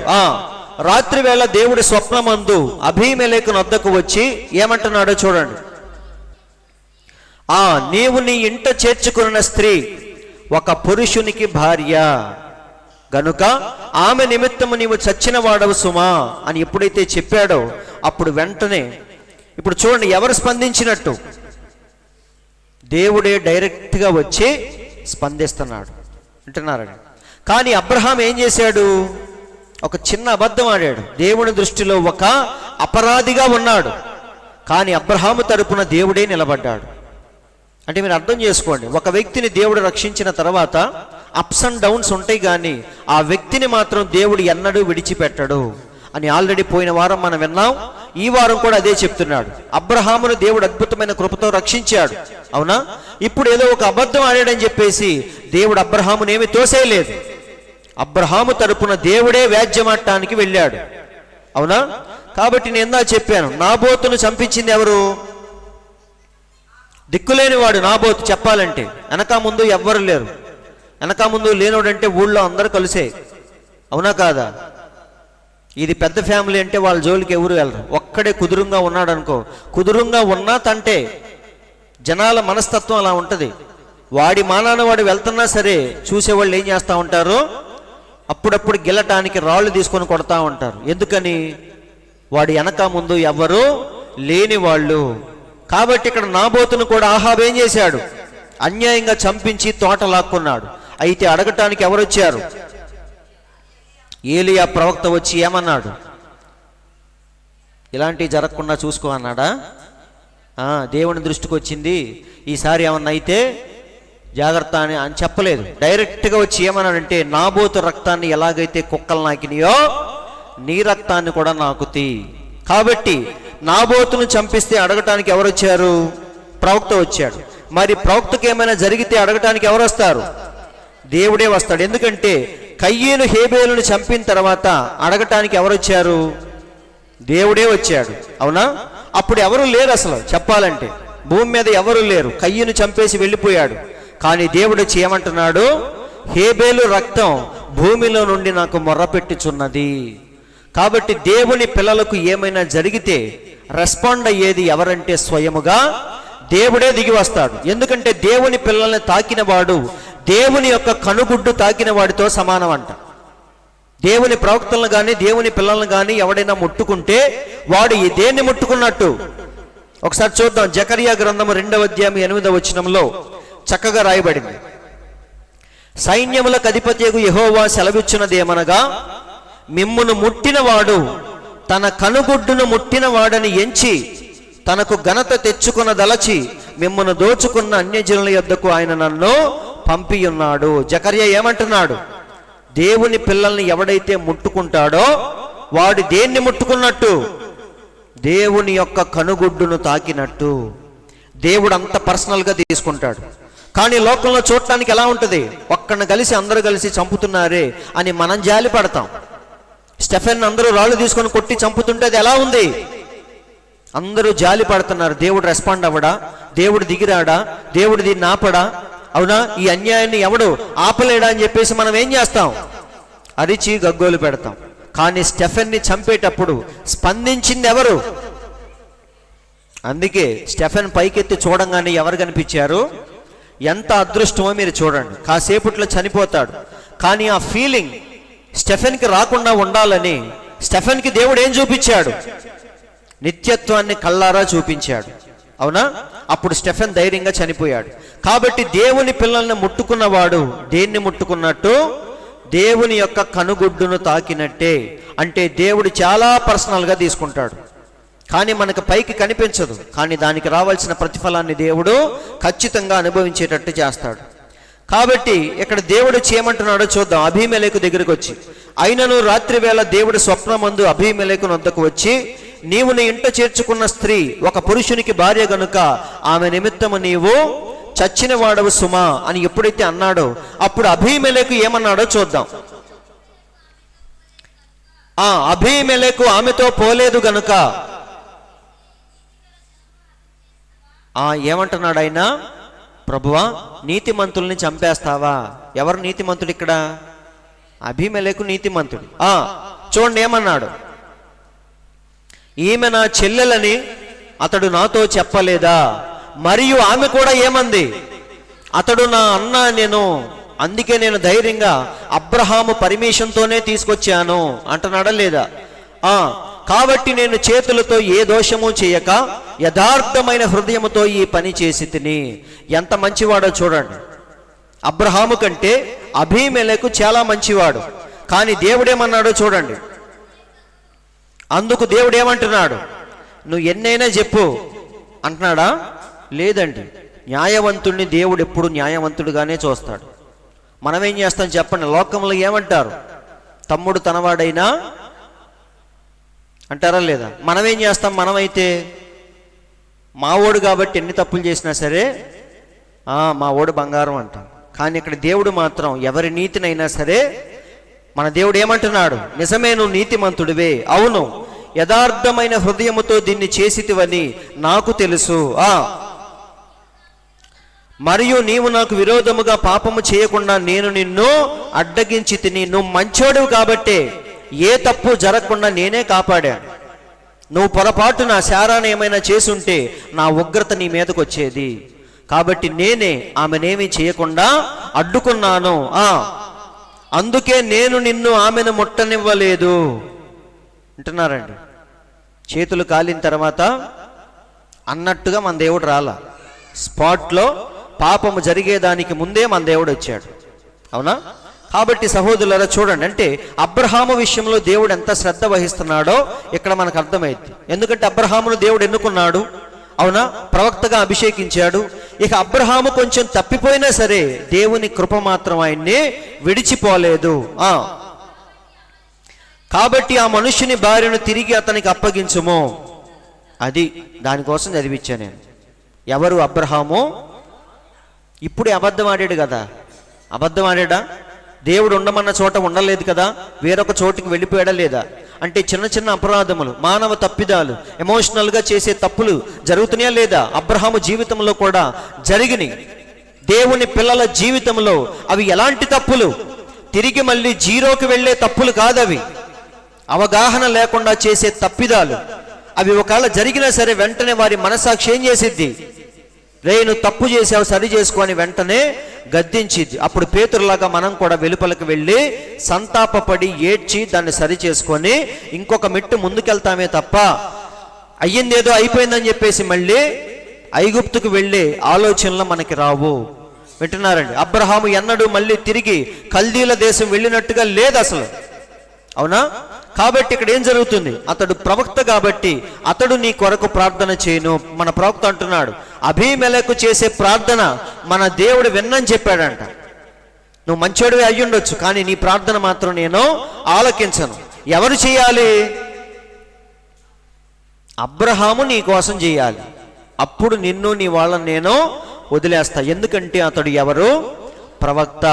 ప్రవక్తల యొక్క మనవి మాత్రమే నేను ఆలకిస్తాను. నువ్వెంత మంచివాడివైనా సరే నీ మొర నేను ఆలకించను అని దేవుడు అంటున్నాడు. నువ్వు నిజమే మంచివాడివే, యథార్థవంతుడివే, కానీ ఎవరి ప్రార్థన నేను ఆలకిస్తాను? ప్రవక్తలు చేసిన ప్రార్థన మాత్రమే ఆలకిస్తాను. కాబట్టి అతడు నీ కొరకు ప్రార్థన చేయును, అప్పుడు నీవు బ్రతుకుదువు అని చెప్పి ఆ కార్యాన్ని దేవుడు ఆపేశాడు. అవునా? అబ్రహాము తరపున వ్యాజ్యమాడింది ఎవరు? స్వయముగా దేవుడే. కాబట్టి దేవుడు తన పిల్లల పట్ల అంత పర్సనల్గా ఫీల్ అవుతాడు అని చెప్తున్నా నేను. వారిని రక్షించిన తర్వాత ఇది నా సొత్తు అని దేవుడు అనుకున్న తర్వాత ఇక వాడు ఎన్నటికీ బయటికి వెళ్ళే ఛాన్స్ ఉండదు. ఒకవేళ పడిపోయినా సరే దేవుడు ఏం చేస్తాడు? మళ్ళీ లేపి ముందుకు తీసుకెళ్తాడే తప్ప మళ్ళీ జీరో దగ్గరికి మనం ఎప్పుడు కూడా వెళ్ళము. అదే అంటున్నాడు. అబ్రహాము కానీ ఇందాక మనం చూసిన సౌలు కానీ వీళ్ళందరూ కూడా మధ్యలో పడిపోయిన వాళ్లే. దావీదు కూడా పడిపోయాడు, సౌలు పడిపోయాడు, అబ్రహాం పడిపోయాడు. కానీ వీళ్ళను మాత్రం దేవుడు నిత్య జీవానికి వారసులుగా ఎంచాడు. అందరికి అర్థమైంది కదా? కాబట్టి ఇక్కడ చూడండి. అయితే చాలా మంది అనుకోవచ్చు ఏమని? అయితే నేను రక్షించబడిన తర్వాత చిన్న చిన్న పొరపాట్లు చేయొచ్చు అన్నమాట అని ఎవరైనా అనుకోవచ్చు పొరపాటున. మన ప్రవక్తను అడుగుతున్నారు ఏమని? అయితే మాకు పర్మిషన్ ఉన్నట్టేగా తప్పులు చేయటానికి? ఎందుకంటే దేవుడు వాటిని ఏం చేస్తాడు? చూసి చూడనట్టుగా కొట్టేస్తాడు. కాబట్టి మేము తప్పులు చేయొచ్చు అని చాలా మంది అనుకుంటారేమో. ఒకవేళ నువ్వు అలా తప్పులు చేస్తే దానికి రావాల్సిన ప్రతిఫలాన్ని ఖచ్చితంగా నువ్వు అనుభవించాల్సిందే. ఇక్కడ అబ్రహాము కానీ సౌలు కానీ దావీదు కానీ ఎవరినైనా మీరు తీసుకోండి. దావీదు తప్పు చేశాడు, బత్షెబాతో పాపం చేశాడు, ఊరియాను చంపించాడు. కానీ దానికి రెండింతల ఉగ్రత అనుభవించాడా లేదా? దావీదును దేవుడు రక్షించాడు నిజమే, కానీ ఆయన చేసిన తప్పుకు ప్రతిఫలముగా రెండింతలు అనుభవించేటట్టు చేశాడు. కాబట్టి ప్రవక్త అదే అంటున్నాడు, నీకేం దేవుడు పర్మిషన్ ఇచ్చినట్టు కాదు తప్పులు చేయటానికి. నువ్వు రక్షించబడిన తర్వాత నువ్వు వెళుతూ ఉన్నప్పుడు మధ్య మధ్యలో చిన్న ఎదురు దెబ్బ తగిలి ఒకవేళ పడిపోయినా నువ్వు లేచి మళ్ళీ ఏం చేయాలి? ముందుకు వెళ్ళిపోవాలి. పైగా నువ్వు చేసిన తప్పుకి ఖచ్చితంగా ఏమనుభవించాలి? దానికి సంబంధించిన మూల్యాన్ని ఖచ్చితంగా నువ్వు అనుభవించాలి. అబ్రహాం అనుభవించాడు, దేవుని పిల్లలందరూ ఆ యొక్క శాపాన్ని అనుభవించారు. అందరూ వింటున్నారా? ఇక్కడ చూడండి, నువ్వు ఏదైతే విత్తుతావో దాన్ని ఖచ్చితంగా ఏం చేయాలి? కోసి తీరాలి. వింటున్నారండి? నువ్వు వంకాయలు విత్తావు, బెండకాయలు కోస్తావా? కాదు, నువ్వు ఏది విత్తావో దాన్నే కొయ్యాలి. కాబట్టి దేవుని పిల్లలమైనా ఎవరమైనా సరే తప్పు చేసినప్పుడు దేవుడు ఖచ్చితంగా దానికి సంబంధించిన మూల్యాన్ని, శాపాన్ని అనుభవించేటట్టు చేస్తాడు. అందుకే ఏమనుంది బైబిల్లో? రక్షిస్తాను గాని శిక్షించకుండా మానను. రక్షిస్తా ఖచ్చితంగా, కానీ తన్నుకుంటా నువ్వు తప్పులు చేస్తే నిన్నేమీ విడిచిపెట్టను. అవునా? ఆదాము దేవుని కుమారుడే, కానీ తప్పు చేస్తే తోటలో నుంచి వెళ్ళగొట్టాడా లేదా? వింటున్నారండి? మోషే దేవుని ఇల్లంతట్లో నమ్మకస్తుడే, కానీ బండతో మాట్లాడు అంటే మోషే వెళ్ళి కొట్టినప్పుడు దేవుడు దానికి మూల్యాన్ని చెల్లించమని అడిగాడా లేదా? కాబట్టి ప్రతి ఒక్కరూ కూడా ఏదైతే విత్తుతారో దాన్ని ఒకరోజు కోసి తీరాలి. కాబట్టి తప్పులు చేయటానికి మాకు పర్మిషన్ ఉందని ఎవడు అనుకోకూడదు. వింటున్నారండి? సాధ్యమైనంత వరకు నువ్వు నీతిగా, నిజాయితీగా, జాగ్రత్తగా ఉండటానికే ప్రయత్నించాలి. అయితే నీకు తెలియకుండా కొన్ని తప్పులు ఏమైనా దొర్లినప్పుడు, అన్ఎక్స్పెక్టెడ్గా నువ్వు ఏమైనా ఎదురు దెబ్బ తగిలినప్పుడు వెంటనే దాన్ని మళ్ళీ ఏం చేయాలి? నువ్వు సరి చేసుకొని ముందుకే వెళ్ళాలి తప్ప తప్పు మీద తప్పు, తప్పు మీద తప్పు చేసి మళ్ళీ జీరో దగ్గరికి వెళ్ళకూడదు. అలా వెళ్ళావు అంటే అసలు నువ్వు లోపలికి రానట్టే లెక్క. అవునా? ఐగుప్తునైతే దాటారు, కానీ అరణ్యంలో దేవుడు అందరిని ఎందుకు చంపేశాడంటే వాళ్ళని తీసుకెళ్ళినా వేస్ట్. ఎందుకంటే మాటి మాటికి దేన్ని గుర్తు చేసుకుంటున్నారు? ఐగుప్తులో తిన్న దుంపలు, ఉల్లిపాయలు అవే గుర్తు చేసుకుంటున్నారు. చేతిలోనేమో ఏం పెట్టుకున్నారు?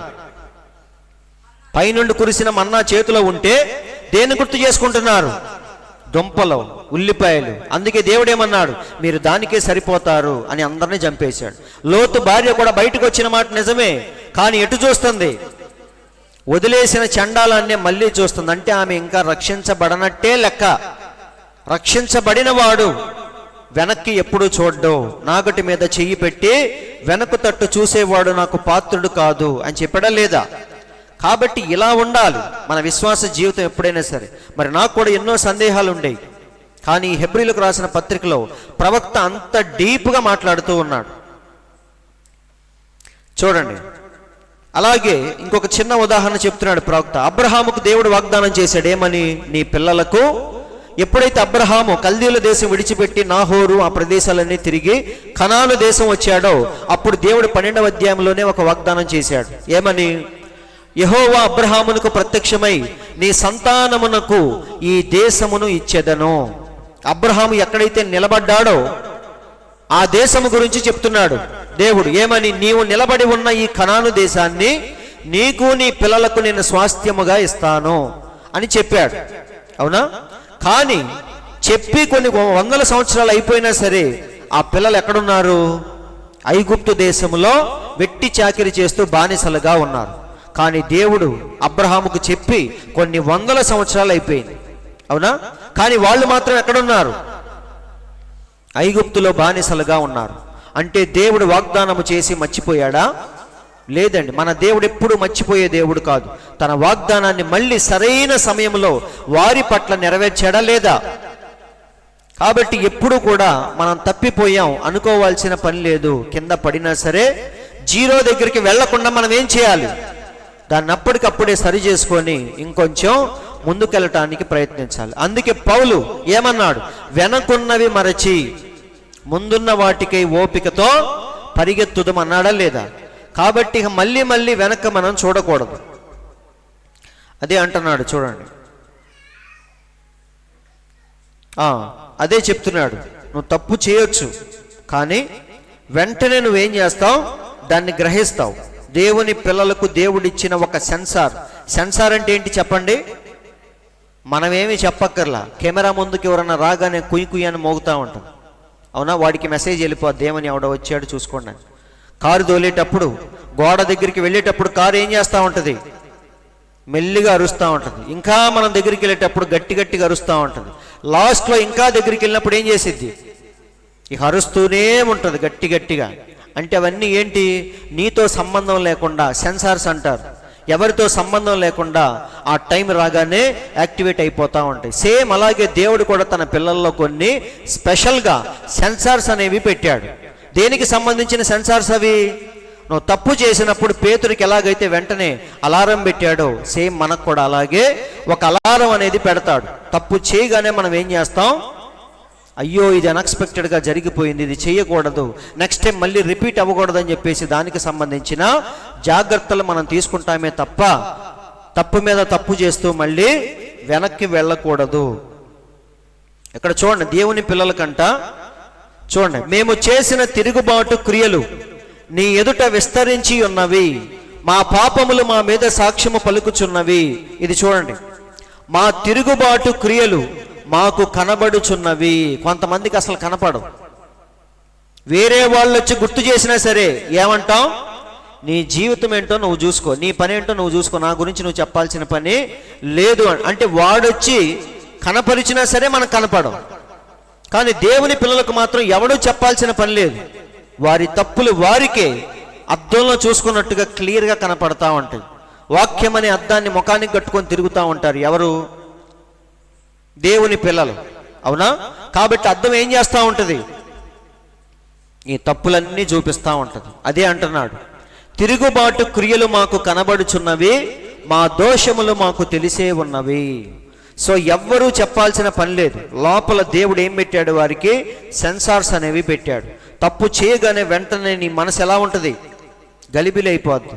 వింటున్నారండి? ప్రశాంతత కోల్పోతావు. దేవునితో సరి చేసుకునే వరకు నువ్వు మనిషిలాగా ఉండవు. అంటే ఇవన్నీ దేనికోసం పెట్టాడు దేవుడు? నిన్ను పర్ఫెక్షన్లోకి సంపూర్ణుడిగా చేయటానికే ఇవన్నీ దేవుడు పెట్టాడు. అందరూ ఆలకిస్తున్నారు, ఇక్కడే ఉన్నారు అందరూ. కాబట్టి చూడండి, దేవుని పిల్లలకి తప్పులు ఏమవుతాయి?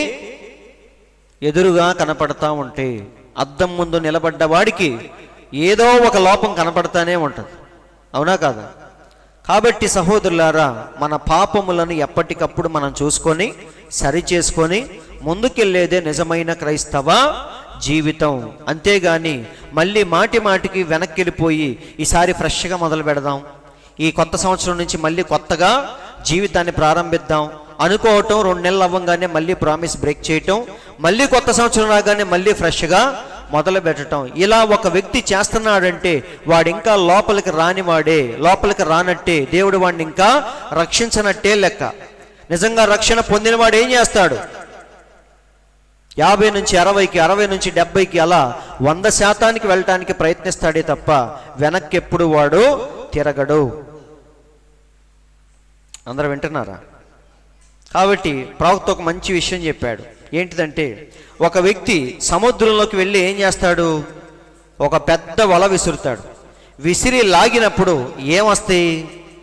చేపలు మాత్రమే రావు. అవునా?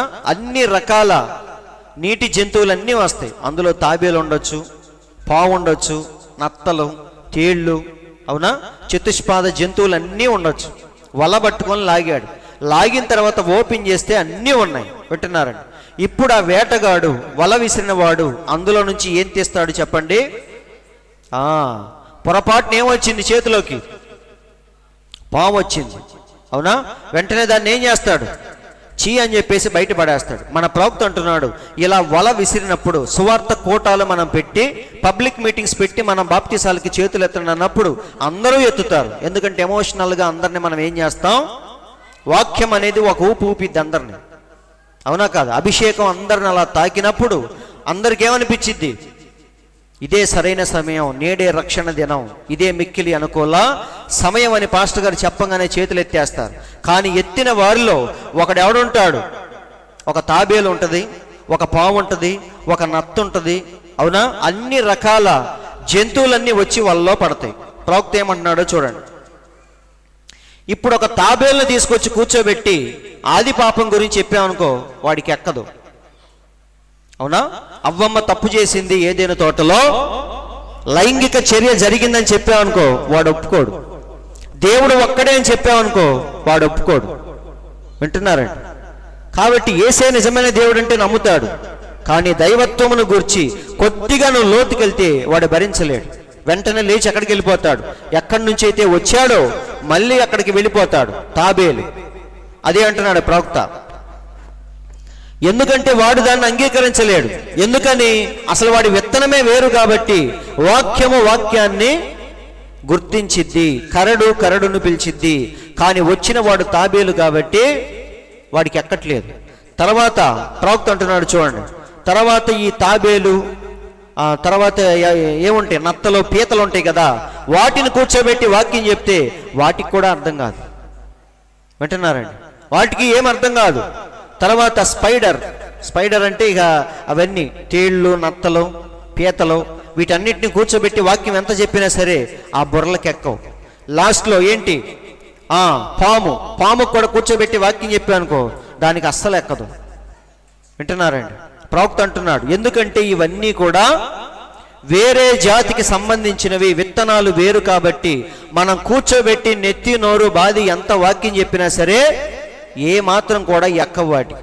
మన దేవుడు ఇలాగే నిలబడి ఏమన్నాడు, నా శరీరాన్ని తిని నా రక్తం తాగండి అని చెప్పంగానే మొత్తం ఏమైపోయినాయి, నత్తలు తేళ్లు మొత్తం లేచి బయటికి వెళ్ళిపోయినాయి. ఎవరున్నారు అక్కడ? చేపలు మాత్రమే ఉన్నాయి. ప్రవక్త అంటున్నాడు చూడండి. సో ఇవన్నీ కూడా మళ్ళీ ఎక్కడి నుంచి అయితే వచ్చినాయో మళ్ళీ అక్కడికి వెళ్ళిపోతాయి. ఒక్క చేప మాత్రమే ఎక్కడికి వెళ్ళిద్ది? యజమాని యొక్క బల్ల మీద ఉండేది చేప మాత్రమే. అందరూ ఆలకిస్తున్నారా? కాబట్టి సహోదరులారా, చాలా క్లియర్గా ఉంది. వల వేసినప్పుడు అందరూ వస్తారు, బాప్తిసం తీసుకుంటారు, చర్చికి వస్తారు. కానీ నీ విత్తనము ఏదో దాన్ని బట్టే ఒకరోజు నువ్వు ఏమైపోతావు? వాక్యము చెప్తూ ఉన్నప్పుడు అది నువ్వు అరాయించుకోలేవు. ఇడ్లీ పెట్టినప్పుడు అందరికి అరిగిద్ది. వింటున్నారండి? కానీ బిర్యానీ పెట్టినప్పుడు అరాయించుకునేది కొంతమంది మాత్రమే. అక్కడ ముసలోళ్ళు ఉండొచ్చు, పిల్లలు ఉండొచ్చు, అందరికీ కలిపి బిర్యానీ పెట్టామనుకో, ఒకడు కరిగిద్ది, ఒకడికి అంటే ఒకడు యాక్సెప్ట్ చేస్తాడు, ఒకడు చెయ్యలేడు. అవునా? బైబిల్లో అనేకమైన విషయాలు ఉన్నాయి. అన్నీ నువ్వు కూర్చొని విని అర్థం చేసుకొని వాటిని గ్రహించాలంటే ఖచ్చితంగా నీలో కూడా వాక్య విత్తనం అనేది ఉండాలి. కానీ నువ్వు తాబేలువు కాబట్టి నీకు అర్థం కావట్లేదు, నువ్వు పాము కాబట్టి నీకు అర్థం కావట్లేదు.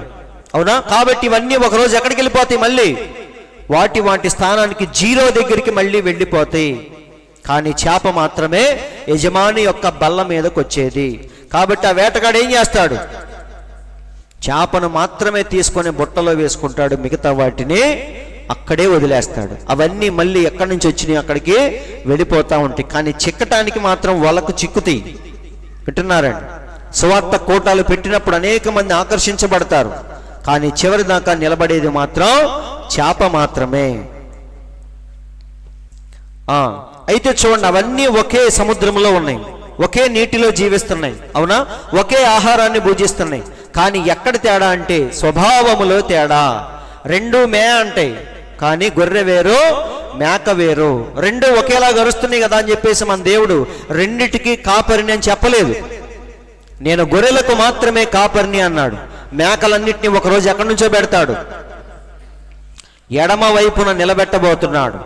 అవి మేని ఎంతైనా అరవచ్చు, కానీ స్వభావములో తేడా, విత్తనములో తేడా. కాబట్టి దేవుడు వాటిని ఎడమ వైపున నుంచోబెడతాడు, గొర్రెలను మాత్రమే దేవుడు కుడి వైపున నిలబెడతాడు. కాబట్టి సహోదరులారా, ఈరోజు అందరూ క్రైస్తవులే, అందరి చేతిలో బైబిల్ ఉంది, అందరూ వెళ్ళేది అదే చర్చికి, అందరూ ఆరాధించేది అదే దేవుణ్ణి. కానీ ఎక్కడ తేడా అంటే వారి యొక్క విత్తనములో, స్వభావములో తేడా.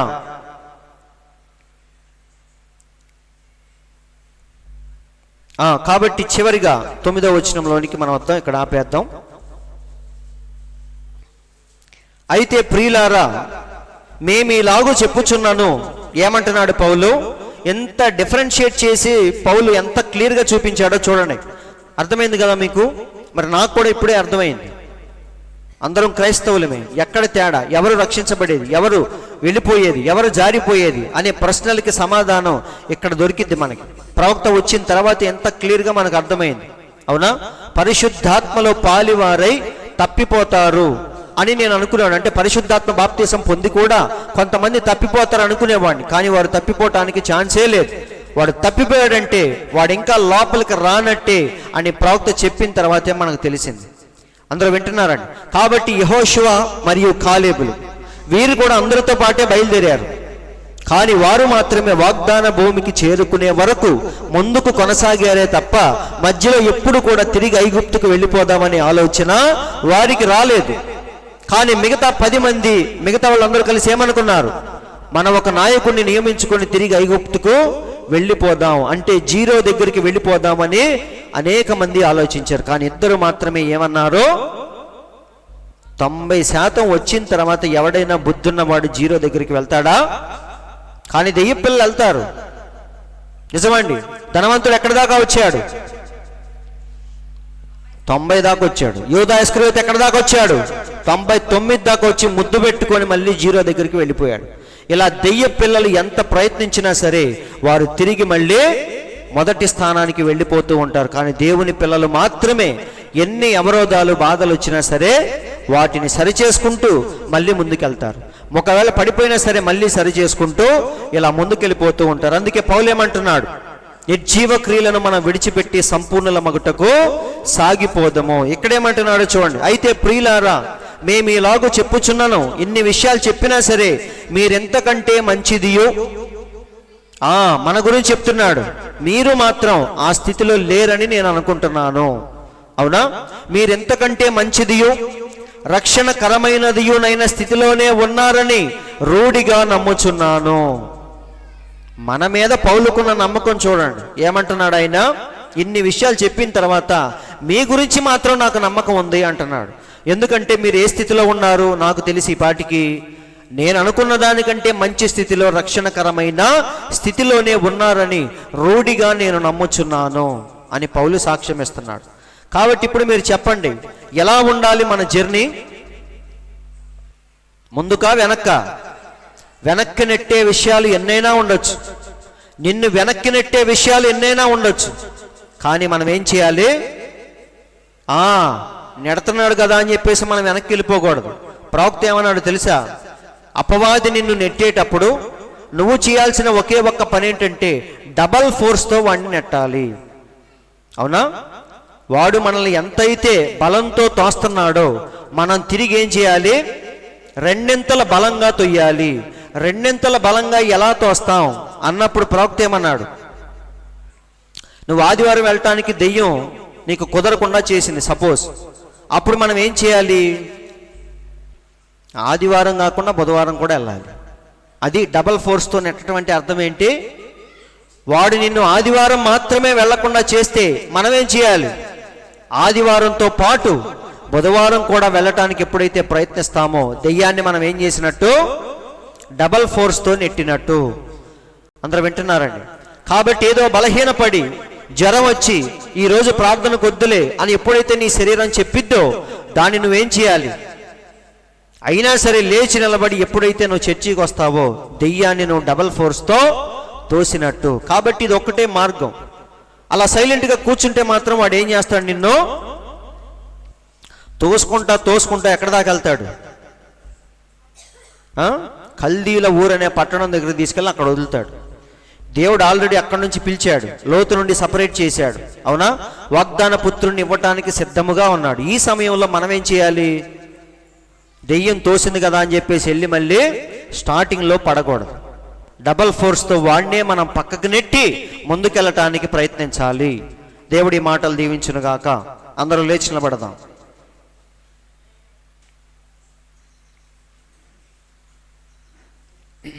అందరూ లేచి నిలబడి కొద్ది నిమిషాలు విన్న వాక్యాన్ని బట్టి ప్రార్థనలో ఉందాం. జీవము కలిగిన దేవా, పరిశుద్ధుడా, మీకు స్తోత్రములు తండ్రి. నీవు చెప్పిన కొద్ది మాటలను బట్టి స్తోత్రములు ప్రభువా.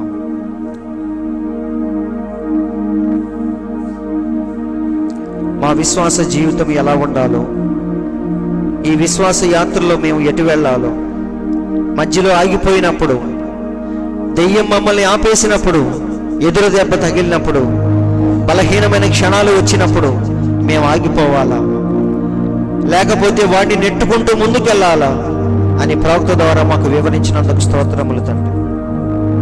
నిజముగా అబ్రహాము మధ్యలో చిన్న చిన్న అపరాధములు చేసినా సరే దానికి తగిన మూల్యాన్ని చెల్లించాడు, ఆ శాపాన్ని అనుభవించాడు. అలాగే సంసోను కూడా ప్రభువా దెలీలా చేతిలో చిక్కుబడినప్పుడు అతను మళ్ళీ సరి చేసుకున్నాడు. ప్రభువా కేవలం మరొక్కసారిని చివరి ప్రార్థన చేసి కోల్పోయిన శక్తిని మళ్ళీ పొందుకొని అప్పుడు చనిపోయాడు ప్రభువా. కాబట్టి అలాగే మేము కూడా మొదటి స్థితికి వెళ్లకుండా, లోతు భార్య వలె వెనక్కి తిరగకుండా, మరి ఇశ్రాయేలీయులు ఎలాగైతే తిరిగి ఐగుప్తుకు వెళ్ళిపోదాం అనుకున్నారో అలా ఎన్నడూ ఆలోచించకుండా యెహోషువ కాలేబుల వలె ముందుకెళ్లే కృపను మాకు దయచేయండి తండ్రి. మేము బలహీనులము కావచ్చు కానీ మాతో ఉన్న నీవు బలవంతుడవు ప్రభువా. లోకములో ఉన్నవాని కంటే మాలో ఉన్నవాడు గొప్పవాడని నీ ద్వారా అపవాదిని ఎదిరించే కృపను మాకు దయచేయండి తండ్రి అని ప్రతి ఒక్కరూ మరి ప్రార్థిస్తూ ఉండగా శేతుబాబాయ్ చిన్న ప్రార్థన చేస్తాడు.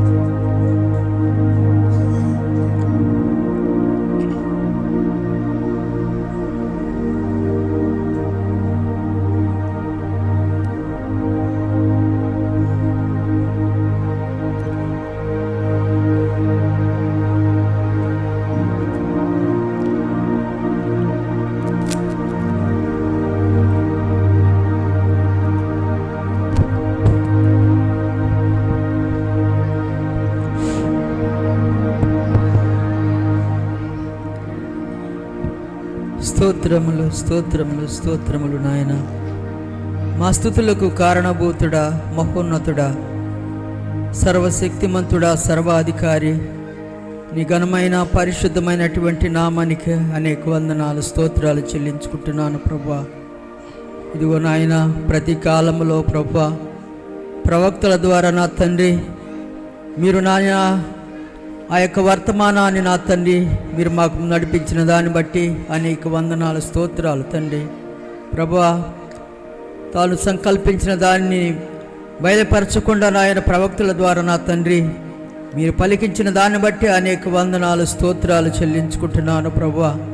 ఇదిగో నా తండ్రి నాయన ఆ యొక్క ప్రభువా మరి ఇది నాయన అబ్రహాము నా తండ్రి అబద్ధం ఆడినప్పటికీ నా తండ్రి ఓ దేవా నా తండ్రి నాయన ఆ యొక్క అభిమేలకులతో నా తండ్రి ఆ యొక్క రాత్రి సమయంలో నాయన ఆ యొక్క అభిమేలతో మీరు మాట్లాడారు ప్రభువా.